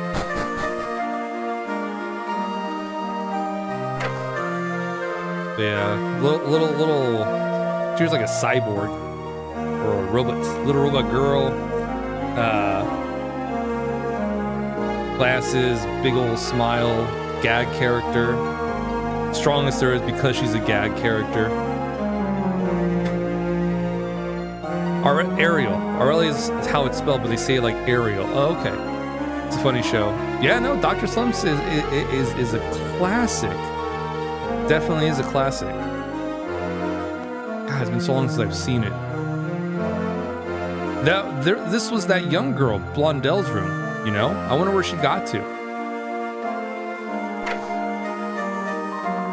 Oh, I am so fatigued. I cannot work like this. All day on the feet is so hard. Leave me, I must have my beauty sleep. None, this is my place. I do not want the likes of you in here. Damn. What do you mean by the likes of you, huh? Because we have purple hair? Probably because we have purple hair, that bitch.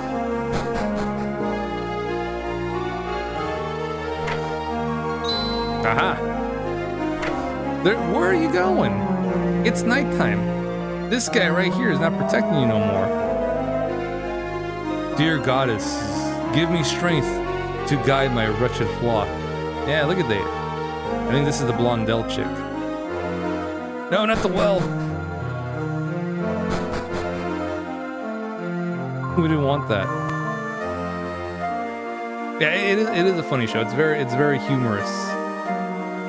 None, do not make me go to the castle. Please, pretend you never saw me here. I've heard what's happening there at the Palace de Leon. There's been a coup d'etat. The old king of this land has been murdered, and the new Marquise Regent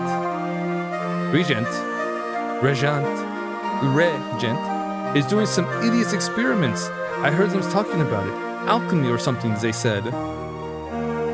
Alchemy? What kind of alchemy? Blast, where did Blondel go? This is perfect timing. This is just when she's been summoned to the Palace de Leon. Oh.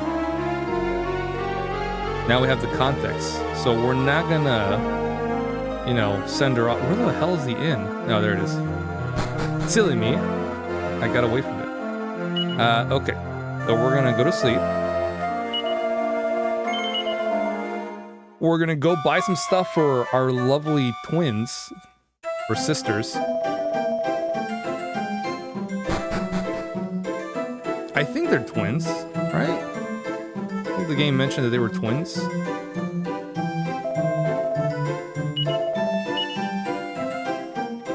Oh, they're at least they're sisters, so we can buy. Hold up. Let's see. Buy Hundo. That's 630 total, and the hairband together is 630, 850. That's perfect. We have just enough to stock them both up. Your darn Blu-ray ripper didn't work. You were about to scan your first 4K. I think the core might be too shit, but also the trade-in and pop out right. Get a new cable to try while you wait for the return label. Man, if it ain't one thing, it's another thing, huh, Pooha? Try to get it, like, alright, I got this. Ah, it's not working. Okay, maybe something else. Fuck. Maybe something else. And then it never ends. Never ends. It's never over. There's always something. And just when you think it's fixed, it doesn't.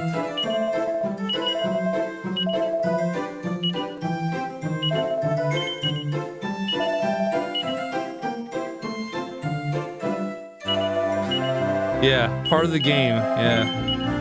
Part of this game called life.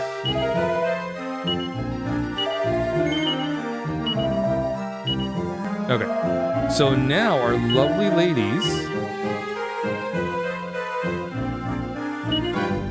are equipped with as best equipment we've got so far.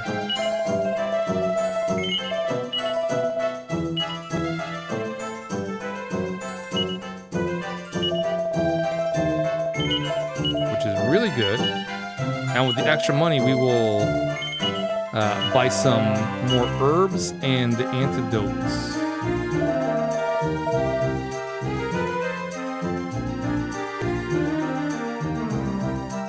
Right, we can't buy it here. We could go to the... but I feel that might be expensive.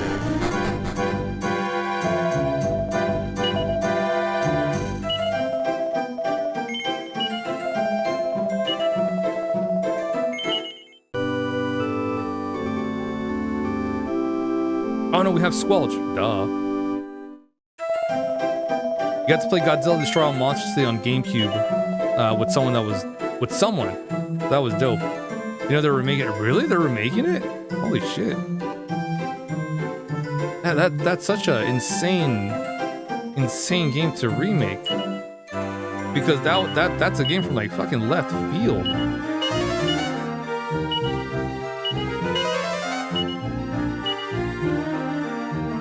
But hey, Godzilla Destroy All Monsters was a fun game to play. Especially with other people, so the fact that they're remaking it, it's like, I want to bring that to the modern era, and hopefully it does well. Because they can do more stuff with that. Buy Atari, when was the last time you see that logo pop? I don't think it pops up when you play anything Atari related nowadays.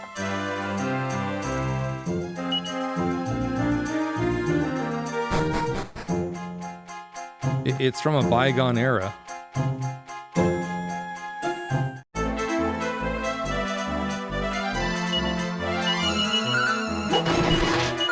Oh, nice crit. Nice crit, Mina.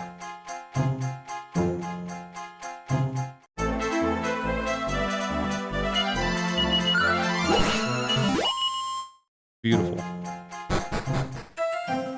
The new trailer had it. Wow. That's wild. Yeah, the last time I saw that Atari logo was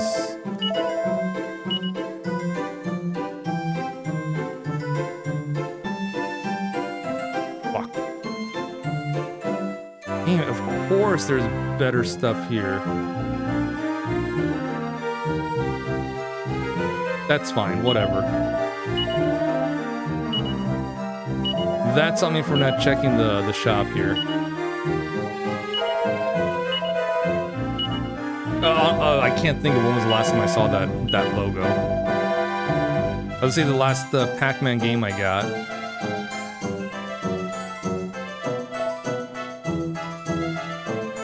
But I'm not 100% sure which. Does the Pac-Man Adventure Pac World 2 remaster have that logo? I'm not sure. I'll have to check.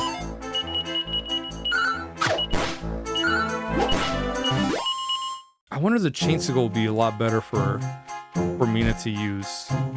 It might do slightly more damage actually, but not enough to, you know, consider buying a whole ass weapon for her.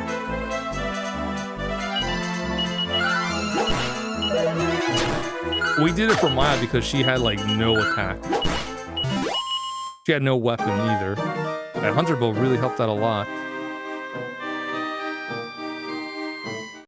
Maybe we'll find something here. A wimp appeared. Holy shit. Get out of here.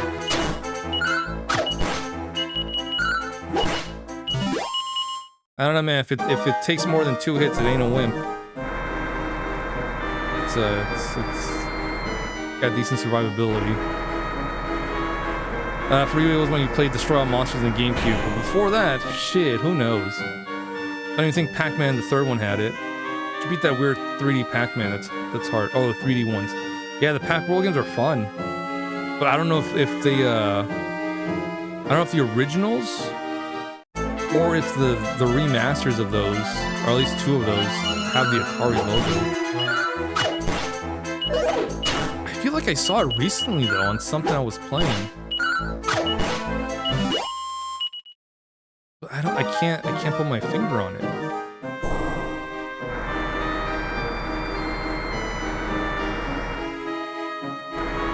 I was gonna say an Atari collection, but I haven't bought one. I know that for a fact. Is the SNK collection, does that have Atari games on it? I think it does. Maybe that's where I saw it.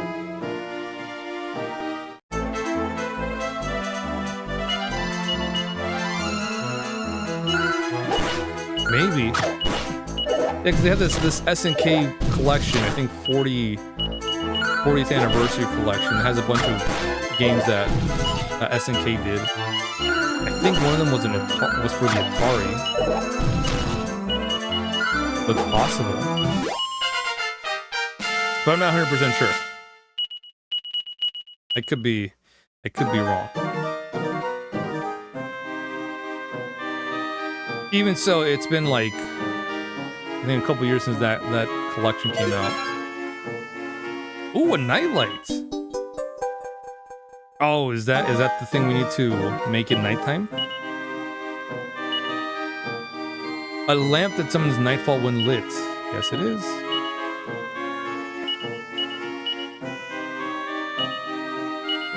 Okay, let's transfer all of our seeds into the bag.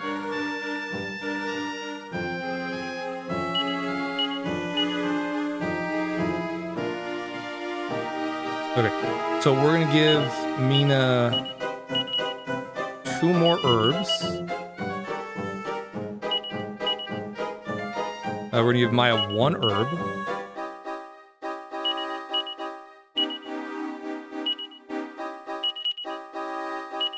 And then both of them 1 antidotal herb. We do have Squelch, but in the off chance we run out of MP and we're poisoned, and we're in battle or something.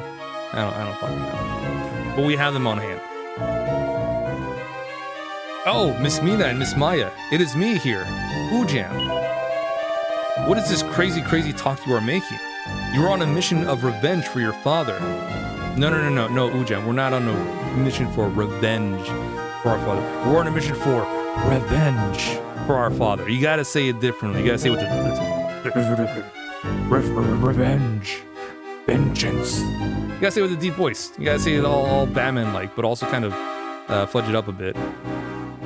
Then I must be coming with you, please. This revenging is for me also. There you go, Ujam, you got it. I've been recuperating myself here while I am thinking only of revenging. Mahabala, G. And I am hearing talk of Balzac that he is selling souls to the devil, making himself really tough. That's why I'm looking for the Spear of Silence. It is the only way to seal away his magical powers. Well, I must be joining you. Let's go. Hey, we got another party member. Nice. He has joined us for our mission of revenge. Oh, his level is unknown, so he is a guest character.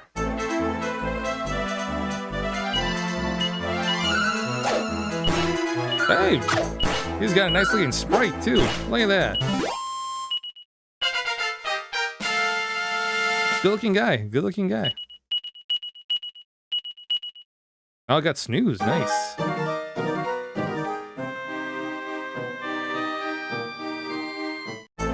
Hopefully he should be able to hold his own. The guest characters here so far have been really helpful.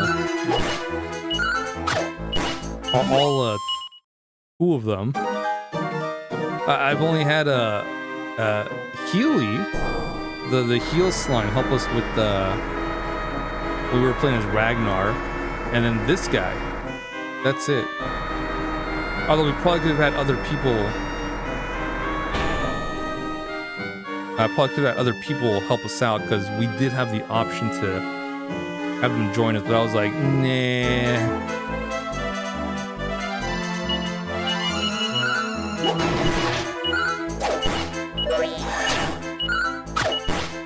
We can solo with Torneko. I was actually surprised that the dog wasn't a guest character, wasn't helping us out. Dog just followed us around. Which is fine. We like the dog just following us around. It's nice that he's not in battle either, so he can't get hurt.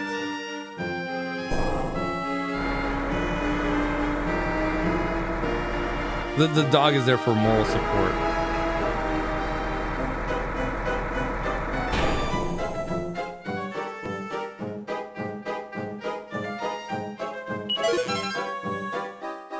Well, look, the Sphere of Silence.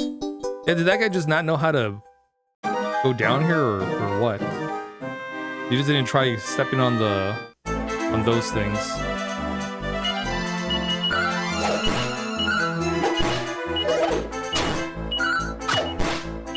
Yeah, he's like, yeah, I don't know how to get down there. There's no way. Oh well.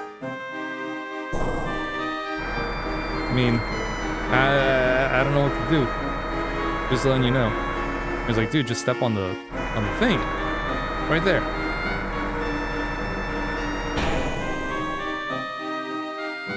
That's all you gotta do.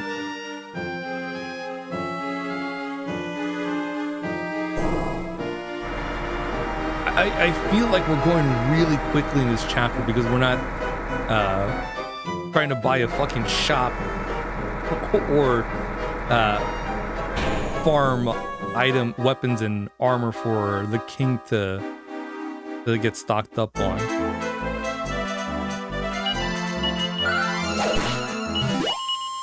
But I mean, who knows how long this chapter is?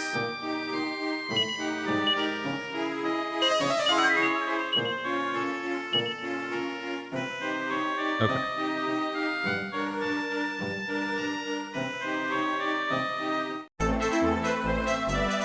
I'm having fun. I'm having a blast with this game though. Despite all the grinding I've been doing, which actually hasn't been a lot. So I'm like, well, that we've been doing on stream has been a bit, but it's not crazy. It's nothing that, you know.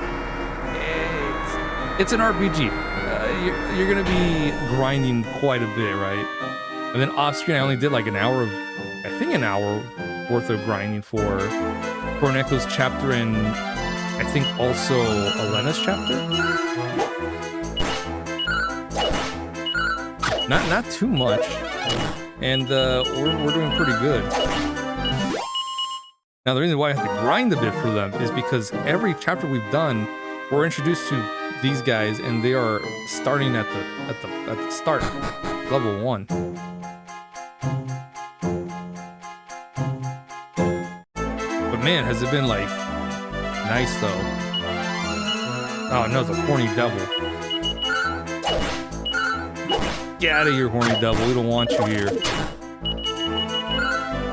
There's a for the most part, this is a family-friendly environment, despite some of the occasional not family-friendly content that pops up, i.e. language or, you know, the dancing that happened earlier that Maya was doing. Sorry guys, that I was not prepared for that either. It just happened.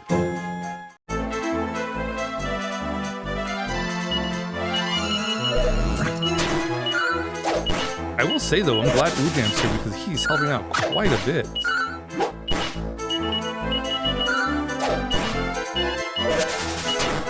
Sorry, quite a lot.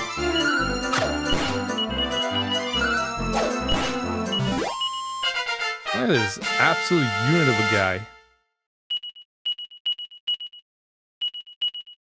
Oh, we learned Sizz? Oh, not bad.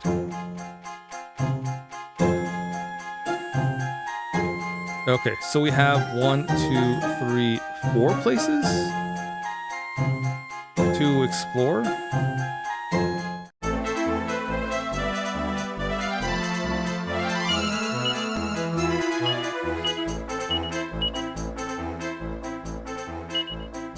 Nice. Yeah, so Sizz is great because it attacks the whole group.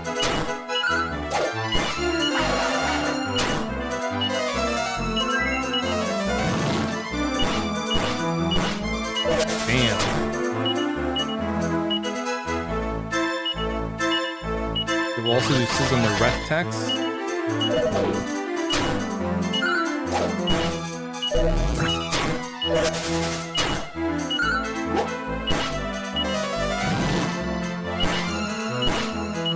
Okay, so please, hopefully she goes soonish.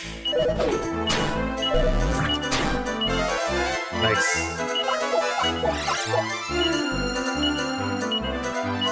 Okay, that's fine. Everyone's healed. It's all good. Not a problem.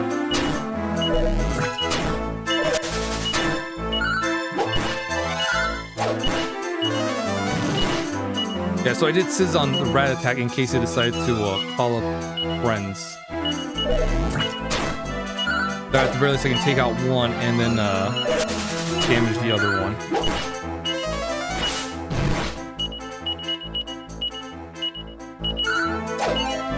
I wonder what the next gaming era is. We just left the Souls-like era. I think it's either gonna be roguelite era,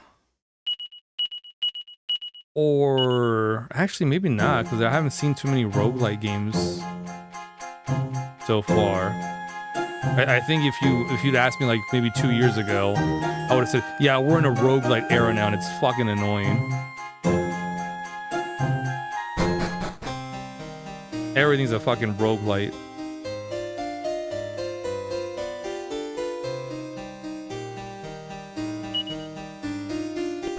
Ooh, Ojam. Ojam, you're a lockpicker? Nice. It went 3D platformer era to shooter era, then that family music Wii era, you guess.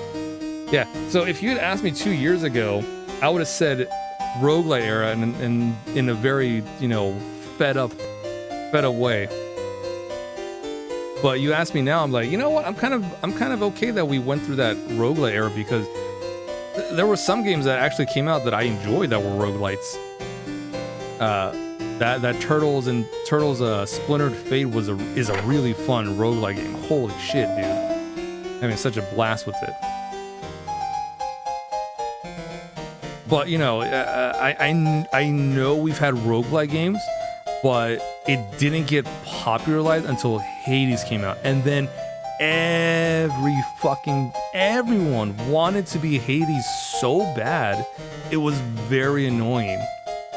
I don't think that was like 2 years ago when Hades came out, and it might have been a couple years earlier, but from when that game came out, like roguelites were like on everyone's radar, and it was fucking annoying.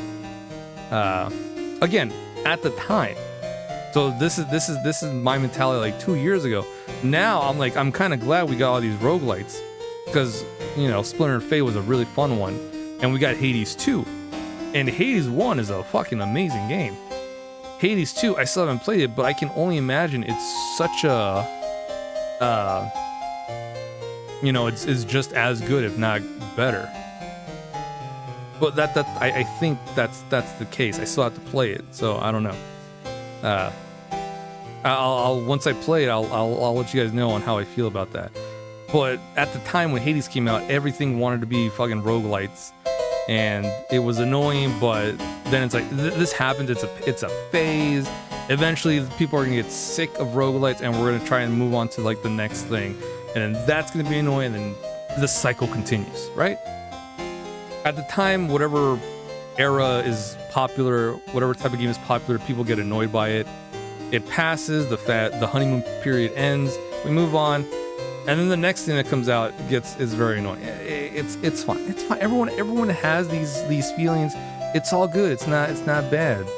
So if you feel, like a fucking martyr when you say, "Oh, I hated this game because, of the type it is and it got popular," you're not alone, dude. Everyone feels that way about certain games.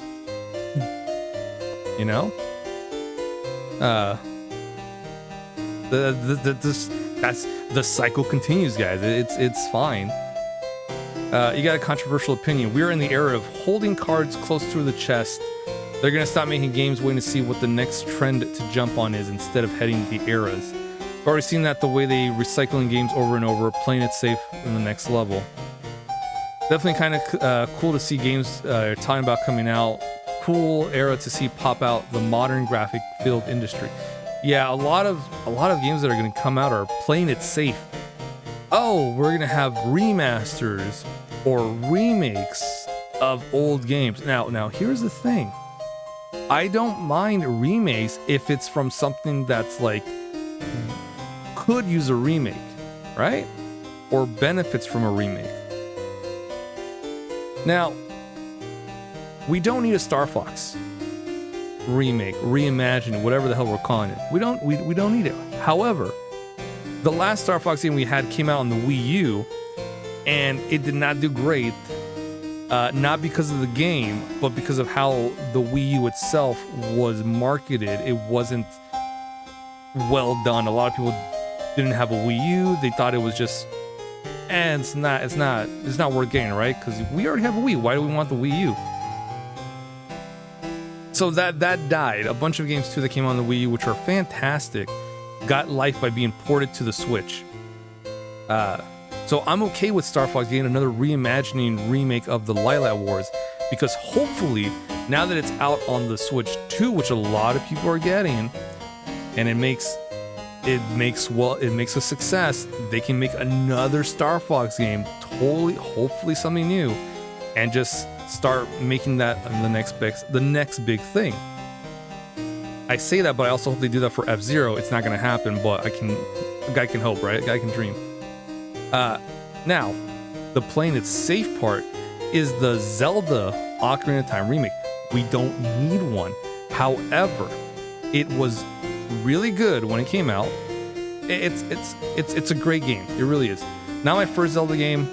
Majora's Mask was my first Zelda game. I preferred that one a lot more than Ocarina of Time, but Ocarina of Time totally deserves all the praise. It really does. It's a really good game.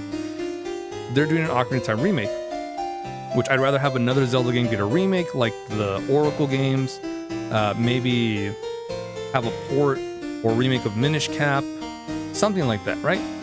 But this is fine. A lot of people that enjoyed Ocarina of Time are excited for it. New people that are into, Switch 2, we'll be getting Ocarina of Time remake. They can see how everyone else felt when they first played the original Ocarina of Time. So, that's the playing safe option. Again, remakes, remasters, all that stuff. Yeah, they're remastering old games too, like Godzilla, King, Destroy All Monsters, right? That's awesome. It was fun back then. It might be fun now, especially since you can do online connectivity. Cool. I would like more games like that to happen.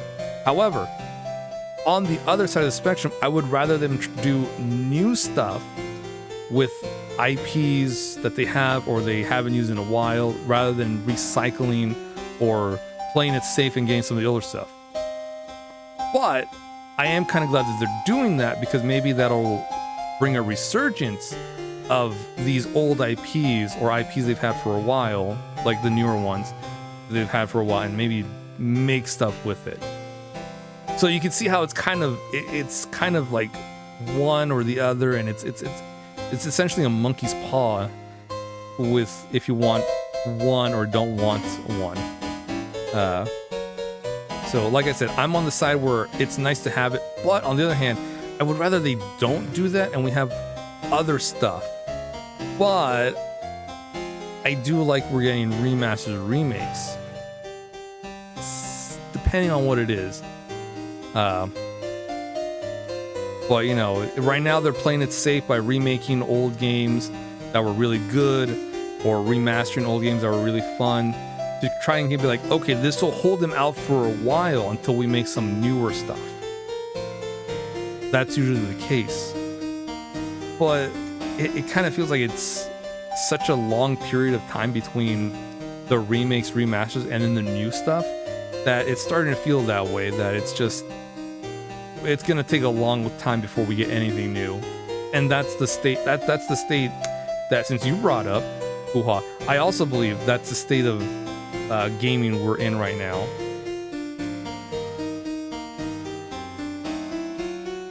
And the reason why I blame YouTubers, streamers, and basically the media, because, and I'm putting the 3DS down for this.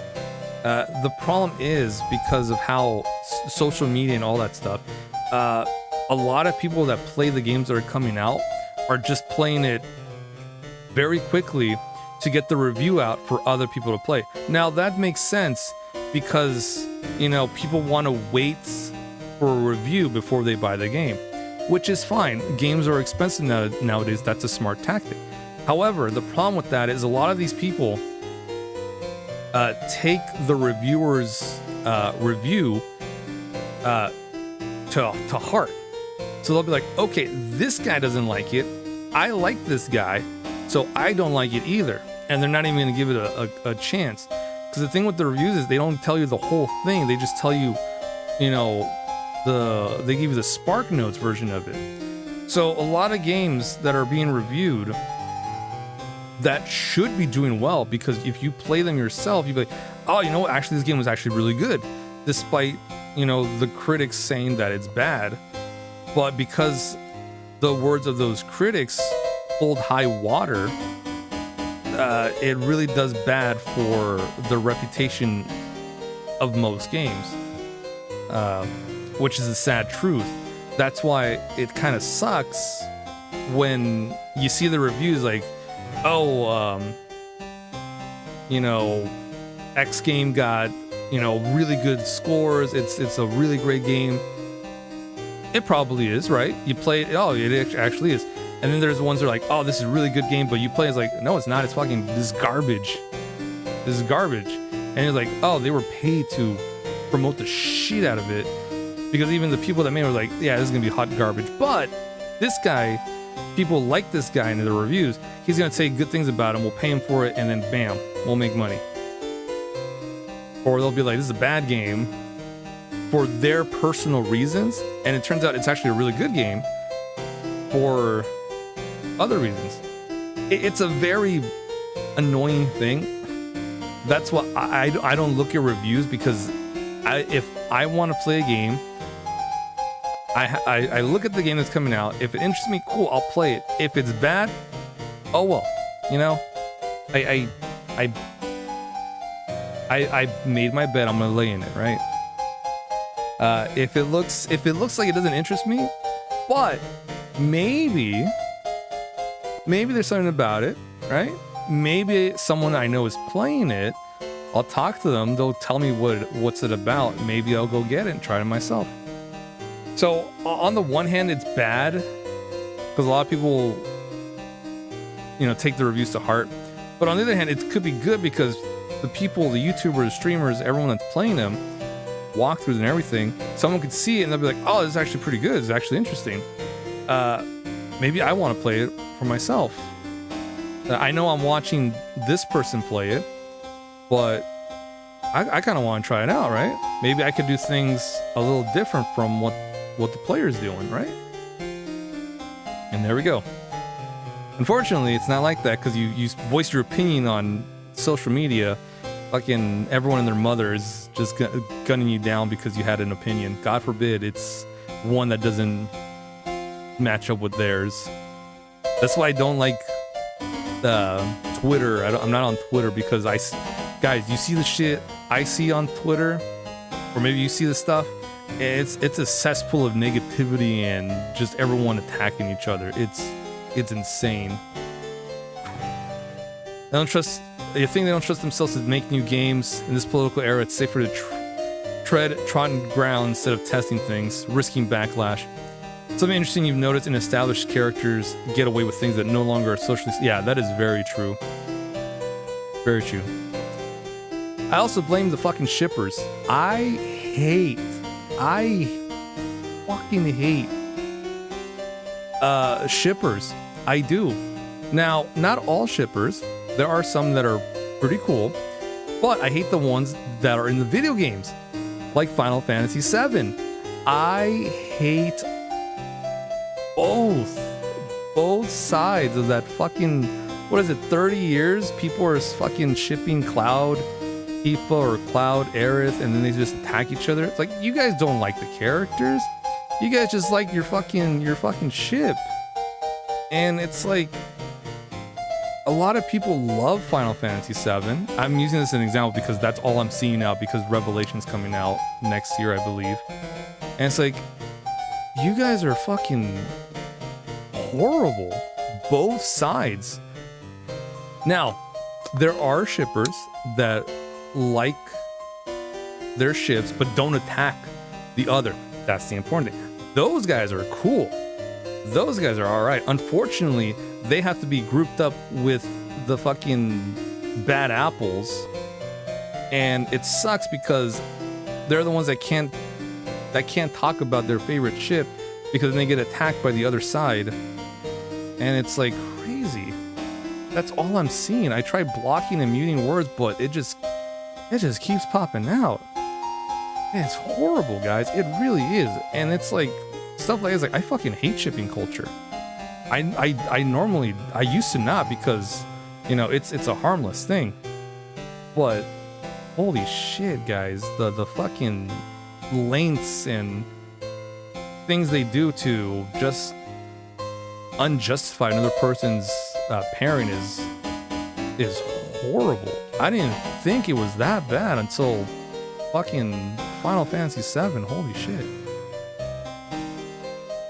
That's why I'm glad the final part is coming out next year, and it has one ending, so I can finally put a fucking end to this, and people can finally enjoy Final Fantasy VII in its entirety in peace. Because I like Final Fantasy VII, guys, I do. But these people just make it hard to just like the game because they turn into their fucking shipping war, and we don't want that. Again, not all of them. The cool ones like whatever the pairing they like and are cool with the other pairings. Those guys are fine. But man, it is exhausting, guys. That's why I don't want to stream. I was gonna stream Remake, Rebirth, and Revelations when that came out, but I was like, I don't want to because, I mean, I don't want that shit to come over here, man. I don't. Cause because I like all the characters. And if I'm like, oh, if Cloud has like a nice moment with Aerith or a nice moment with Tifa, and I comment on it, you never know when these people will fucking snipe me and be like talking mad shit. I don't want that shit. I don't want you guys to be, you know, on that target either. Yeah, I don't want that. It is horrible, guys. It really is. The way Peace minds work are all different. Peace be like Cortana Chief. I never think of it as the game wanted me to think of it, be in those moments. Yeah, and that's the thing. So Final Fantasy Remake does a lot of moments with Cloud and Aerith, and then Cloud and Tifa, and they're all very good moments. They are very good for different ways. The way Cloud interacts with Aerith, the way Cloud interacts with Tifa, very different. You can't enjoy it without someone on the other side saying mad shit to you about it. Like, but it's a good moment. It really is. The way they have more interactions because they have a remake of it. You can see more of what they wanted to do in the original game, but they couldn't because of limitations. Now they can. But no, it just turned into fucking more shipping war fodder, and I thought this was done like 30 years ago, right? That's when episode 7 came out originally. Thought it was done. Apparently not. This added fucking revived that shit. And it doesn't help that the developers, not intentionally, are kind of adding, you know, fuel to the fire. Again, not intentionally. But all these people just get like, you know, I have not heard one thing about Final Fantasy VII Revelations that's about what the plot's gonna be or how they're gonna do it. It's all been fucking all of the moments, all the shipping moments, and it's fucking annoying, guys. It really is. I block and mute, but that shit still pops up. I'm tired. That's why I don't like going on Twitter often, because that's all I see. Even if I go to like my own personal stuff that I follow people and everything, it somehow finds its way there. It's crazy. I think it's because it's a repost and stuff. I don't know. I never should have had that kind of shit. It's emotionally drained. I hate it, and I hate that the people that actually love the game for what it is, and the actual people, the actual shippers that do like it, but don't attack the other person's ship. It sucks that they're the ones that have to suffer through all this. Like, they're suffering more because they can't talk about their favorite parents without being fucking gunned down by the opposing pairing likers. I don't know. Lulu from Final Fantasy is really held on a pedestal. Lulu in Final Fantasy should be held on a pedestal because she is peak. She is, and I will die on that hill. I do love all the other female characters in Final Fantasy, but I love Lulu the most. I will die on that hill. I'm sorry, guys. I will die on that hill. So help me God, I will be the last man standing if need be. And my dying breath, I'll still be talking mad love about Lulu. But I do like all the other Final Fantasy women. Jill is actually one of my favorite. My new favorites from Final Fantasy 16, which is also a wonderful game that a lot of people should play because it's fun. It's a really fun game. We peak at, we're at peak graphics. The remake should not be remade. Can't imagine better graphics that would hit the medium. We'll come back in about 20, 30 years, Puha, for the Final Fantasy VII remake trilogy on the PlayStation 9 or 10, because that's what's gonna happen. I hope not, but you know, you never know. You had to quit Reddit back in the day. You'd scroll through all the Reddit every day. You had to cut it off. YouTube's your new thing. You're gonna have to kick brain rot as fuck. Yeah, dude. New. I've been coming back on YouTube for brain rot shit, and it's not great. It's hard. You just get sucked into that whole rabbit's hole, and then sooner or later you're like, half the day just went by. Shit, not again. All right. I'm done with my little rant, or my rant about that. I've said my shit. We're gonna move on with whatever time we have left for Dragon Quest IV.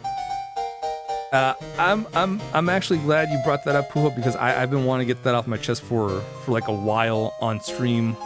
I didn't want to do it when we talked about the Ocarina of Time remake because it wasn't a thing at the time, but this was a thing now. So I had to get that off my chest. But it's all good. It was gonna happen eventually. Moi, I am the Chancellor of this castle. You are in my personal chamber. If you do not leave Toot Sweet, I will have you locked up in jail. Yeah, because we live in a you know, we're getting remasters, remakes. It's good or bad, but some remakes are actually doing horrible damage than it should. And it sucks that the people that actually love the game, the original game and the remake, are suffering for it because of other people's very skewed conception of how the game itself is. And they're fucking, who does this person belong to? Which, funny enough, real quick, sidelining back here, is what's happening with Ocarina of Time Remake. I didn't even know the shipping culture for that was a thing. But it is. And that's another thing that's gonna be like, well, maybe not, because I haven't seen too many things on it. It's more stuff about people shitting on it because of like the 1.5 minute trailer they got, as opposed to what it could be. I'm not hyped for it, but I'm not gonna, you know, be against like, hey, if you want the remake, you're gonna get it. That's cool, dude. Have fun. Honestly, I hope it is everything that you wanted it to be, because Ocarina of Time really was a great game, you know, to play. But I'm not hyped for it because you have a lot of options to play Ocarina of Time. But it's fine. I knew the remake was gonna come out. Everyone knows. It's just crazy that it's happening now instead of further down. That's all it is. Like, oh, I wanted maybe the Oracle's remade or Minish Cap so they can get the full content that they should have had at the time. But I guess this works too. It kind of makes sense because Star Fox is coming out, so it makes sense Ocarina of Time comes out too, because they kind of have been coming out around the same time together. So it's like, maybe that's what this was planned, right? Like, okay, it's fine. Final Fantasy does give powerful feelings. I've never even played it, but seeing it, you can feel something special like Neon Genesis Evangelion makes you feel. Yes, honestly, Neon Genesis Evangelion is a good way to say it, because you beat the game, and some games, when you beat it, leaves you feeling very empty inside, much like how Neon Genesis Evangelion ended. Leaves you feeling empty inside with maybe more questions than answers. And a bit of, did that really just happen? I don't know how I feel about that. Maybe I should play through it again. Maybe I can feel something different. And then this is when we have the Neon Evangelion, Neon Genesis Evangelion, and what are they? I don't know, like remasters or reimaginings, or I don't know if it's like a timeline thing, but we've had lots of, I guess, different versions of it to kind of like explain the plot a little bit better. I don't know. Neon Genesis Evangelion is definitely something everyone should watch. It's a very good anime, very interesting series that makes you kind of wonder about a lot of things. Yeah, there's a bunch of releases. Yeah, it's like Neon Genesis Evangelion, like 2.0 or 2.1, stuff like that. I think it's like movies. I think it's no. I don't know if it's movies. I might be wrong on that. Or maybe not. I think it might have been a movie. I think it was a show, then edited into a movie and more. Yeah. Yeah, they do stuff like that. Well, they'll have the show, and then they'll have a movie of the show, but they'll tweak it a little bit so it's a little bit different. So you get like 2 or 3 parts of the show into a movie, but it's different. They changed parts of it, but it's part of like the whole grand scheme of things. It's a very interesting thing.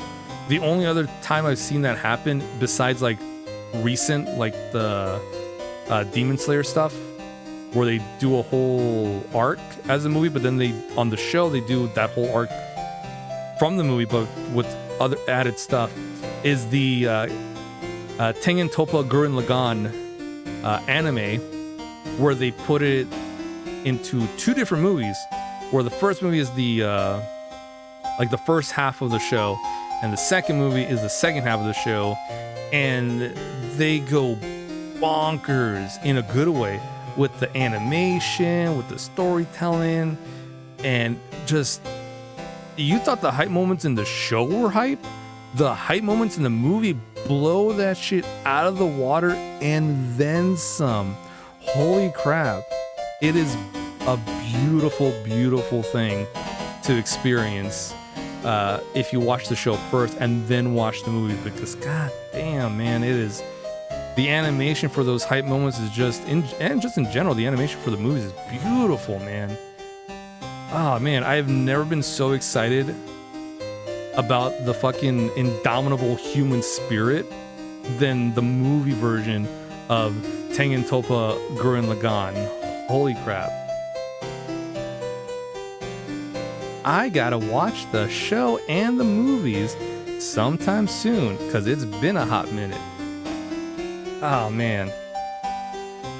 Go watch Tengen Toppa Gurren Lagann, the show, and then the movie afterwards. You will not be disappointed. It is a fantastic anime, and the movie version of the show is also just fucking amazing, guys. It really is. I have never felt more emotion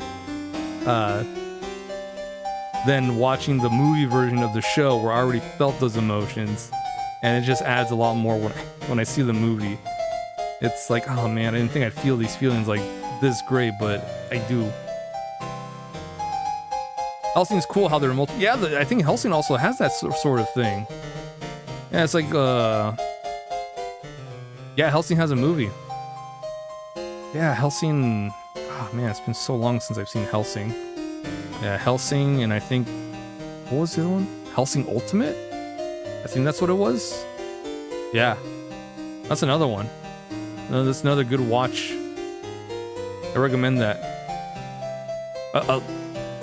I haven't seen any of the newer stuff, or at least too much of the new stuff. I think there's like too much of new things that come out that I'm not able to consume. So I always stick back to like the classics, the old stuff, because it's just, it's still there for me. It's still there for me. All of the hype moments, the emotional moments, it's all still there whenever I go back to it. But that's not to say like, don't watch the new stuff. There's just so much new things coming out that it's just overwhelming for me, because I don't have time to watch it. That's why I default to like, oh well, I'll just watch some old stuff. I'll just watch Yu Yu Hakusho again. I'll just watch Dragon Ball, Dragon Ball Z, Dragon Ball GT, maybe Dragon Ball Super again. I'll watch Bleach. I'll watch Naruto again. Maybe Shippuden as well. I'll watch Sailor Moon. I still haven't seen Sailor Moon Crystal. I think I should watch it too, but I never get around to it. Maybe I'll do that. What else? I'll watch Fullmetal Alchemist again. I'll watch Brotherhood again. Rurouni Kenshin. Gurren Lagann, which I should probably do sometime soon. What else? Inuyasha, I haven't seen in a hot minute. I've seen that in years. Might give that a watch too. Berserk, I haven't seen Berserk either. in a while. Probably see it around the same time. I haven't seen I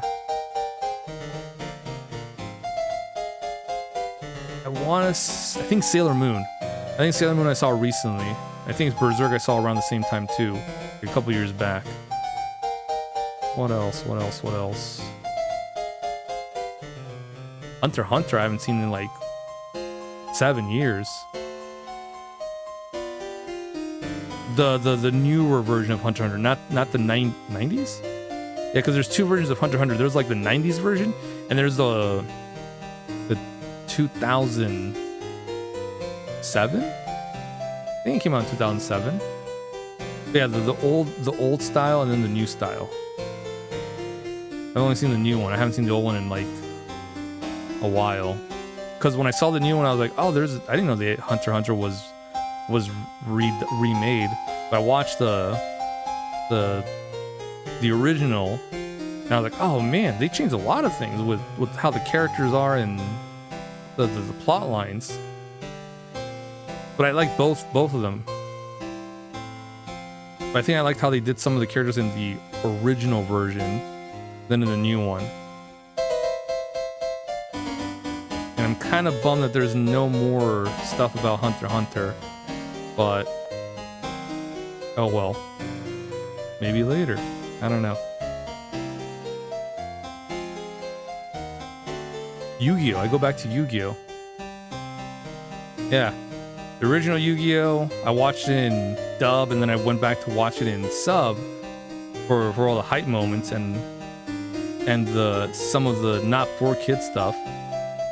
GX dub and then sub again because we got the 4th season subbed and not dub. I don't know how 4Kids would have handled that. It gets pretty intense sometimes. 5Ds I see dub and then sub again. It's a shame that the rest of 5Ds wasn't dubbed because holy crap, man, they go into a lot of cool shit. Sorry, not cool shit. I'm sorry, cooler shit. 5Ds is cool enough, but then they go into like cooler stuff, and it sucks that it's not dubbed because I like the dub of 4Kids. I like my Australian Jack. He's so cool. I like him, and it would have been great to see his character in the dub. His character progress in like the rest of the series. But unfortunately, no. They stopped that just the cusp of the 5Ds tournament at the end, and the end of the world, and Yusei goes fucking Super Saiyan. So cool. Ah, man, so awesome. Unfortunately, we didn't get the dub for that, which is unfortunate. Yeah, another version of Hunter x Hunter. Yeah, they had an original version, and I think they remade it for a more modern style. You ever watch 321 Penguins, the weird offshoot of Veggie Tales? Some reason I had a tape of it. I have not. I haven't really seen too much Veggie Tales. The only Veggie Tales I've seen, and it's only part of, is I don't know if they had like a Noah's Ark version of it, but it might have been like a bunch of like Christian stories for Veggie Tales. I wouldn't be surprised if it was like a whole thing. But yeah, I've only seen bits and pieces of it. That's about it. I've never seen Veggie Tales in its entirety because it's like it's just like it's not on my radar. Like that's an interesting thing to come out. But yeah, no, I have not.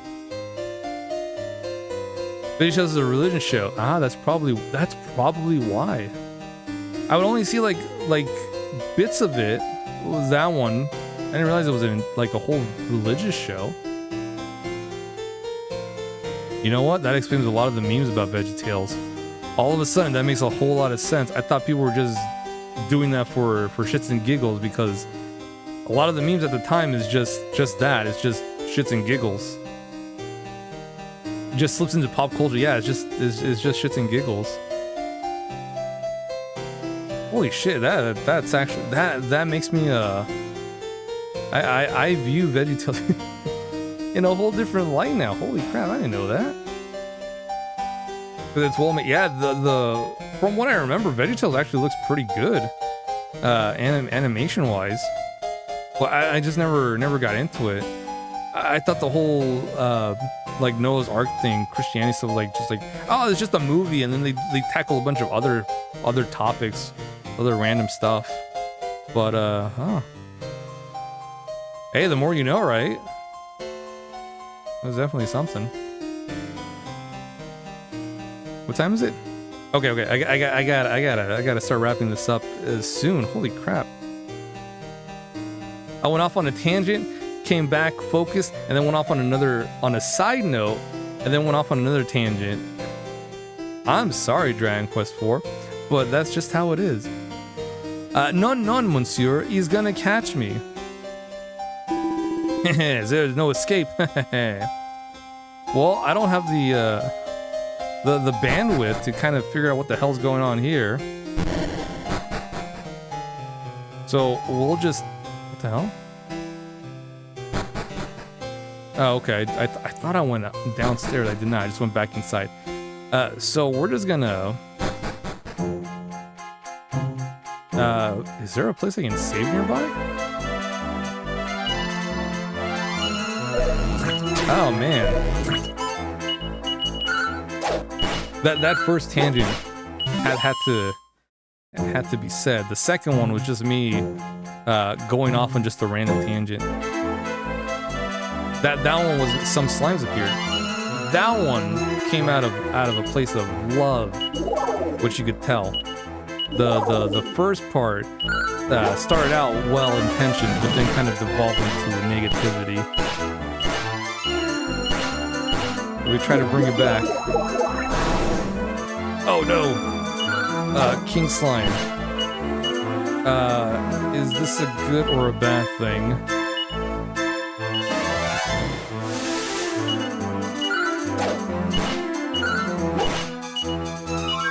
I know King Slime is a pretty tough enemy. I feel like it's pretty tough this early on too. 14 damage. Spell evaporates before reaching the King Slime. It's because of that thing he did. Okay, 100 experience points.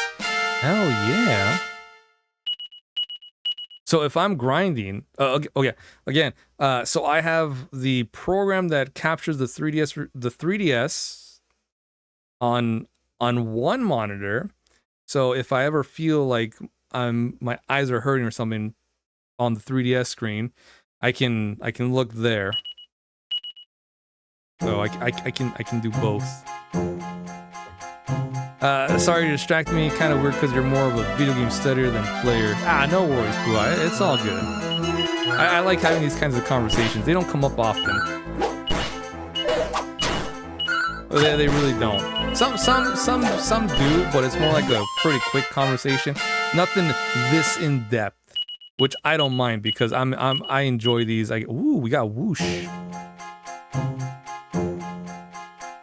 Because I don't really talk about stuff like this to an extent, and I don't get too into it. More like oh yeah, we'll just like go into it, and it kind of just petters off there, which isn't a problem. It's it happens. But then sometimes it goes like I need to go on a tangent. I gotta put the 3DS down. That's how intense we have to go for the conversation. Yeah, you have to. It's like, all right, I gotta stop playing, and we gotta focus. I'm focused. I'm right there. Talk about stuff. Sometimes we don't do this often, but I like it when we do because I get some things off my chest, and I try it best as I can to be as neutral as possible. It's kind of hard because sometimes I'll throw in stuff. Personal bias, but I try to bring it back, or if it's out there, it's out there, but I'm like, I'm biased, but from a neutral perspective, this or this makes sense, or it doesn't make sense, stuff like that. At least you threw in a few things from your gamer heart too. Yeah, and I like this. I like like the conversation. If sorry, it's fireworks. I think it's from the World Cup. We will be having a bit of those for a while because the World Cup's on, and the 4th of July is, according to my watch, in 2 weeks, I believe. Yeah, right there. It is Skin 37, and 4th of July will be 2 weeks from now. Wait. Yeah, 2 weeks from now.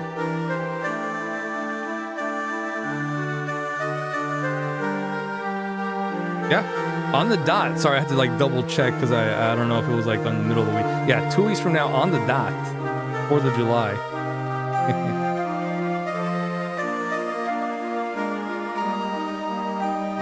I think my opinions have a lot of weight because I actually play these games. America won game 2. Oh, there you go. See, look at that. Yeah, I try to, anything I've played, I will put in an actual opinion because I've played it. So that's now, real quick before we get off. Now, just because you play the games, you know, oh sorry, you play the games, you have an opinion, it's valid.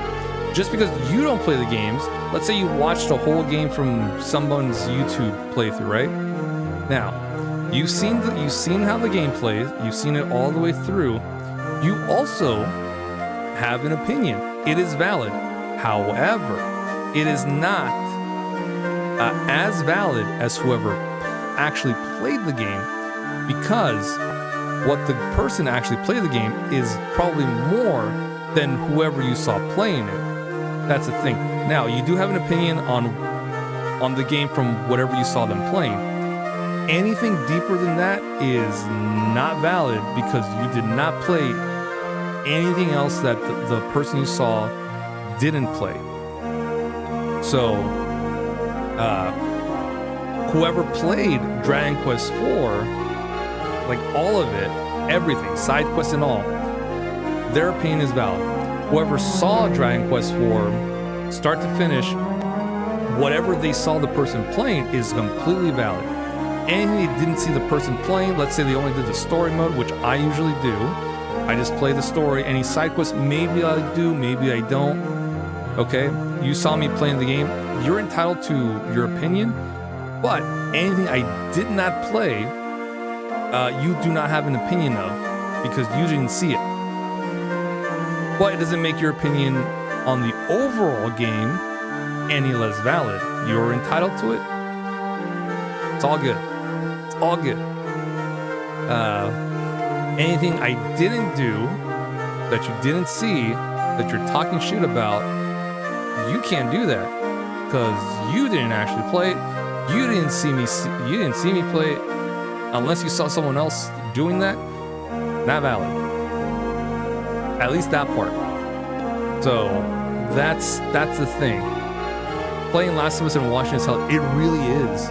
It really is. I saw someone play Last of Us. I played Last of Us. It is, the difference is night and day. It really is. The person I saw playing it, I was into the story and everything. They were very good at trying to like not talk during the cutscenes. They would either read whatever they pick up, like the notes and anything, or they'd be like, hey, so you guys can pause it here and read it. I'm gonna move on to like the next part. Totally cool. I do that. I pause it, read what it is, move on. If he reads it, that's cool. If he doesn't, he's like, hey, heads up, you guys can pause here real quick to read it. I'm gonna move on. I do record these, I do edit these videos, so I'll probably read it while I'm editing it. Really good. The Rad Brad is the guy I saw who is very considerate about all these things. Definitely go watch his video. It's all playthroughs. It's fun time to be had. He's a really cool dude. Very chill. I recommend it. I've been watching his playthroughs for many years now. He has gone through a lot in those years. He's a family man. Good for him. and he's very chill.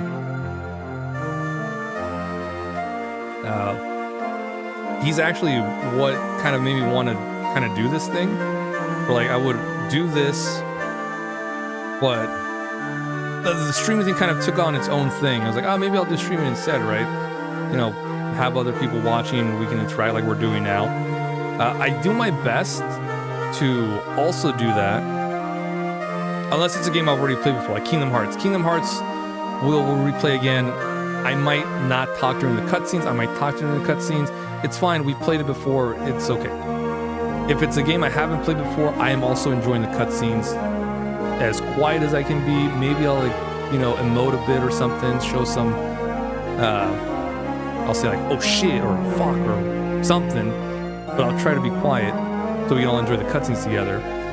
Any bit of dialogue that pops up, you guys know this. The dialogue stuff. I read all this shit. I read everything, guys. That's why I have like fucking 2, maybe 3 bottles of water, maybe a 4th one, because I read everything, guys. For the most part, I read everything. If I read a piece of NPC dialogue once, I probably won't read it again unless I forgot that I read it. But I try to do what I can to like make these enjoyable, at least with the, someone's watching and I'm reading something, or like they'll be like, hey, can you read that again? I'll read it again. Shit. I mean, all these go on the VODs and my YouTube channel, but hey, if you want me to read it again on the spot, I'll fucking do it. I might have missed something too. But just see how I'm getting another swig again. Just yap. You guys should appreciate this because all these RPGs this year, I'm reading every fucking thing. Nah, it's fine. I love doing this. That's why I love RPGs. I love reading all this stuff. So if I ever say any shit about that, I'm just messing. I love doing this. I really do. It's fun. I like all this. 2D games hit even harder playing than watching on the dude. Some of these 2D games you see people playing, it's like they're like no problem. You try yourself like, how the fuck did they do this? That's how I feel when I see people play fighting games. It's like it looks insane, and then when you try, it's like I can't do this. I can't. How'd they do that? They make it seem a lot easier. And the way they do is practice. Just keep playing the game. Just because you suck at something, don't worry. Sucking at something is the first step to being pretty good at something. You might not be great at it at the start, but you'll get better every time. It's true. You might not think it, but eventually you'll be able to get past whatever you were playing and be like, oh man, you feel good. Yeah, you got good. No one's like instantly great at anything they touch, unless you're some sort of magical being that has the ability to be good at everything by just by seeing something or touching something. If you are, please let me know. Let me know. I will do most anything for that ability so I can be good at everything. Sure, it'll be boring, but hey, I can say I'm good at a lot of things. Maybe I'll make that deal. Maybe not. Probably got some Rockstar level vocal cords from this. Man, sometimes my throat gets shot after long RPG streams, and I'm just like, I don't want to stream for like a while. And then I stream like immediately the next day because why not? Mortal Kombat is actually hard as fuck. They make it look easy. How to do the combos and everything. Even in games that are chaotic like Marvel vs. Capcom, all of them, they make it look easy. But when you play, it's like, what the fuck is going on? And then they tell you, just press buttons. No, literally, all you gotta do is just press buttons and you're good. And then if you want to get into the more top tier level, it's press these buttons, but good. So to be good at fighting games, it's just press buttons. In Marvel vs. Capcom specifically, just press buttons. And then if you want to get better, top tier, press buttons but good. Meaning you pick the characters, you learn them, you play them, you live their life, you build a whole, family with them, the whole 9 yards. Then you play buttons, but good. And there you go. Which is fine because, I would love to spend time with some of these fighting game characters, specifically the women, like Chun-Li, or Mai Shirunai, or Morrigan, or Morrigan again, or Chun-Li.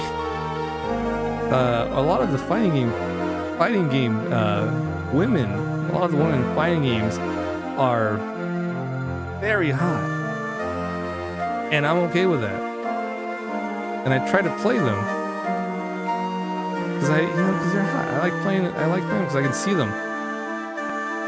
Some of them are kind of technical, so I kind of suck at playing them. Like Chun-Li is very kind of technical, Morrigan's kind of technical.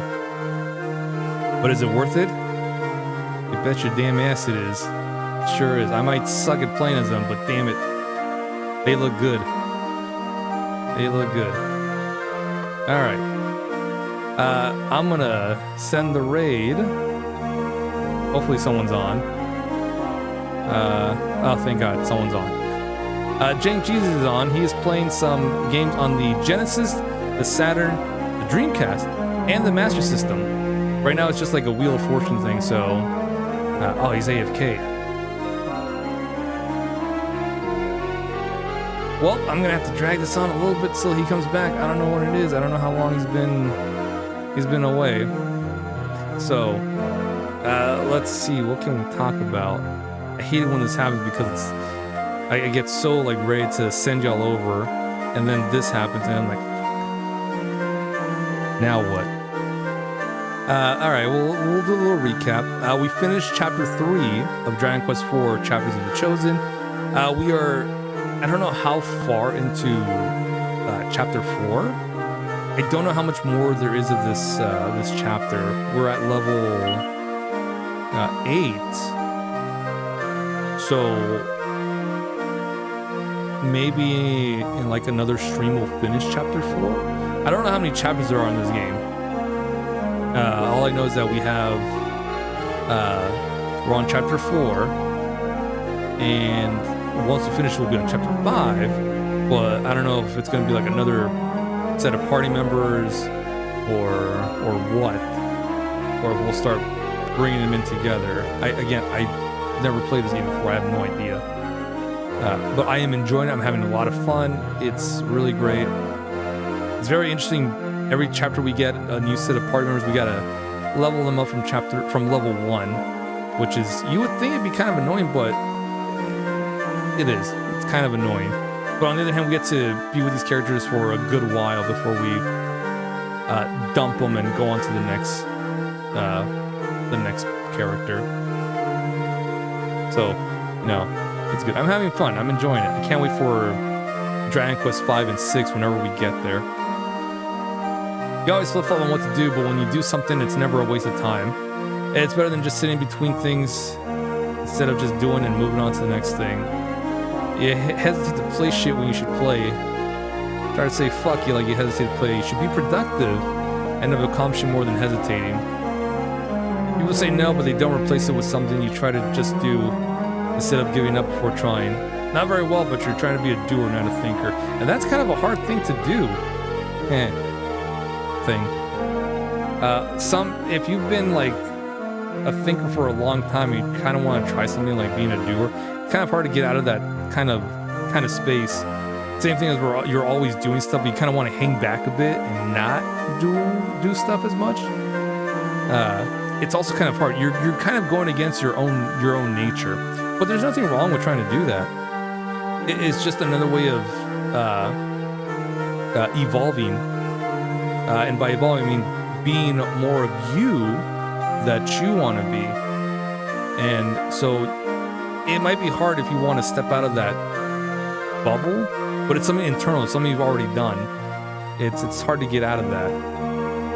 But once you do, you'll find it's a little bit easier to start doing that thing. gonna be hard at first. It's gonna be scary because it's definitely, not something you're used to. It's kind of like this wall you have to go through. But once you do, you'll find it's a little bit easier to kind of start getting into that groove. But that's not to say to go to any extremities and, ignore like what you used to be. Because what a lot of people do is when they try to improve themselves, they'll kind of like, oh, I'm not the person I was before. But it's like, no, you don't want to be the person you were before. You want to be the person you were before and better. You want to always improve, but never forget where you came from. Because all the stuff that you're trying to leave behind, you shouldn't leave behind. You should bring it with you. Because that's the only way you'll grow as a person. You got to accept the stuff that you were before while you're moving forward. That's the only way you'll actually improve yourself. You don't want to leave that behind. It's like, no, you take your shit.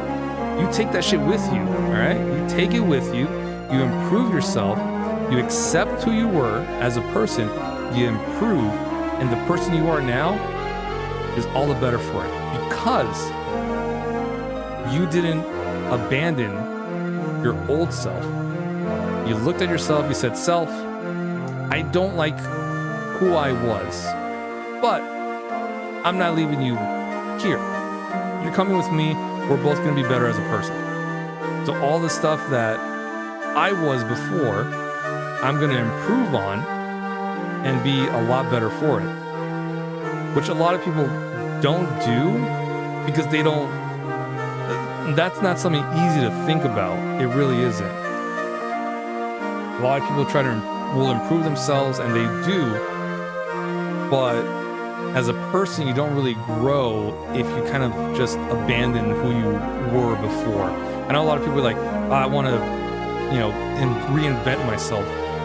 Yeah, this is not a problem, but don't forget who you were before. You got to take that with you, because it's not good to leave yourself behind, because you've seen the movies where someone reinvents themselves, they go to a new place, and someone from their old life recognizes them and will try to talk with them, and they'll be like, no, that's not me. That's not me no more. It's like, no, it's still you. But if you took your old self with you and improved, you have nothing to be ashamed of about anymore. No, you can own that shit. Like, yeah, that was me. I don't do that anymore. I know why. It sucks. But I've tried to improve myself, get better, and this is who I am now. I do admit all of the faults I've done in the past. It's not an easy thing to do. It really isn't. It's hard to face yourself and grow as a person. It really is.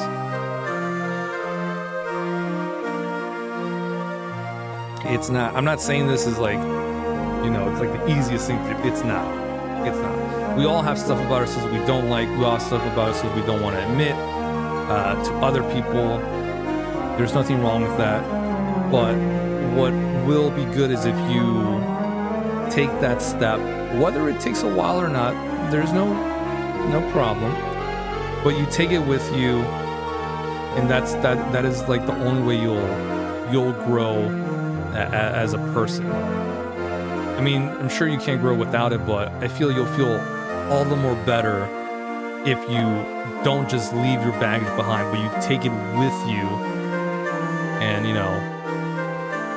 use that to grow.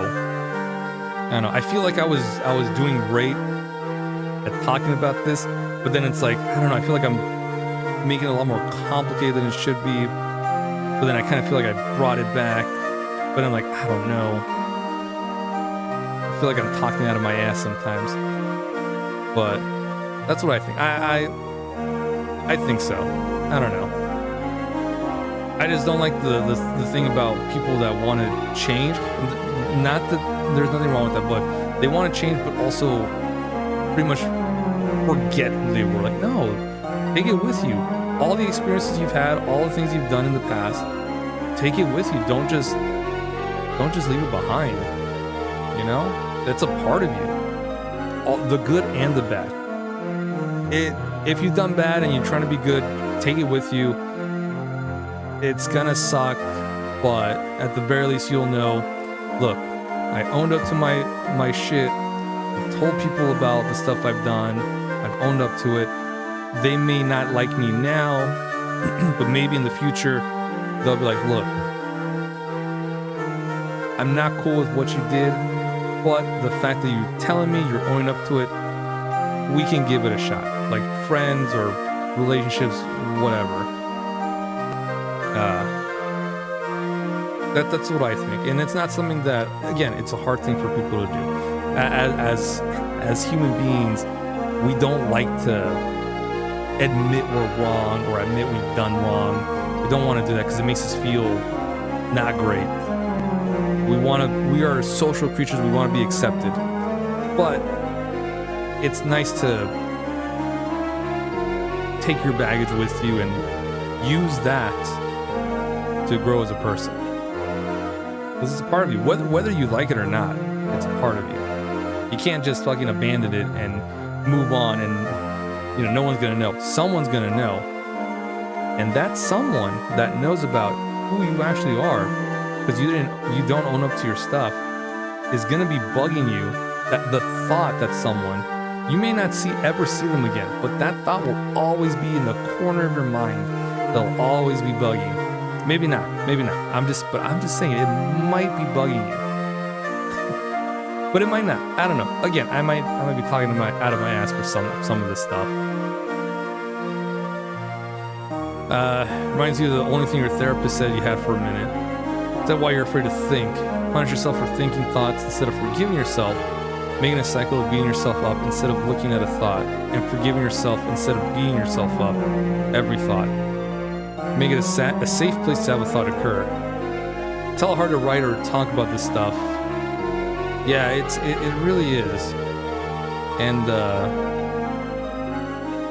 the music doesn't help, because I feel like I'm in kind of a zone talking about this while this music's playing. It's very nice, relaxing music. But it's a coinky thing too. I mean, it's just what happens. All right, I think we've done enough talk with Wind about deep stuff. All right, I think Uncle Wind is gonna call it for a night now, because Jank Jesus is finally back. So I'm gonna send you all off. Again, I do like talking about this stuff. That's a nice bit of convo. Thank Jank Jesus for being AFK for a while, because this is how we were able to bring this up. But yeah, I appreciate talking to you guys. I'm having fun. I may or may not stream tomorrow. I'm gonna be spending Father's Day with the family and my dad at Dodgers. We got a Dodgers game tomorrow. I might be back in time to stream, but I'm probably gonna be tired. So I'll probably just chill for the rest of the night. So we'll be back most likely Monday for more Pokemon Platinum on the DS. We'll begin our first gym badge and then see how far we go from there. But next Saturday, I think I can do a little bit longer of a stream to make up for, not today, but last week. I don't think I streamed at all last weekend, but we'll have to make it up for it. But yeah, Janky is playing Toe Jam and Earl right now for the Sega Genesis, so I will send y'all over there. I hope you guys have a great rest of your day, rest of your night, and I will see you guys on the next stream. I will catch you guys later. Take it easy.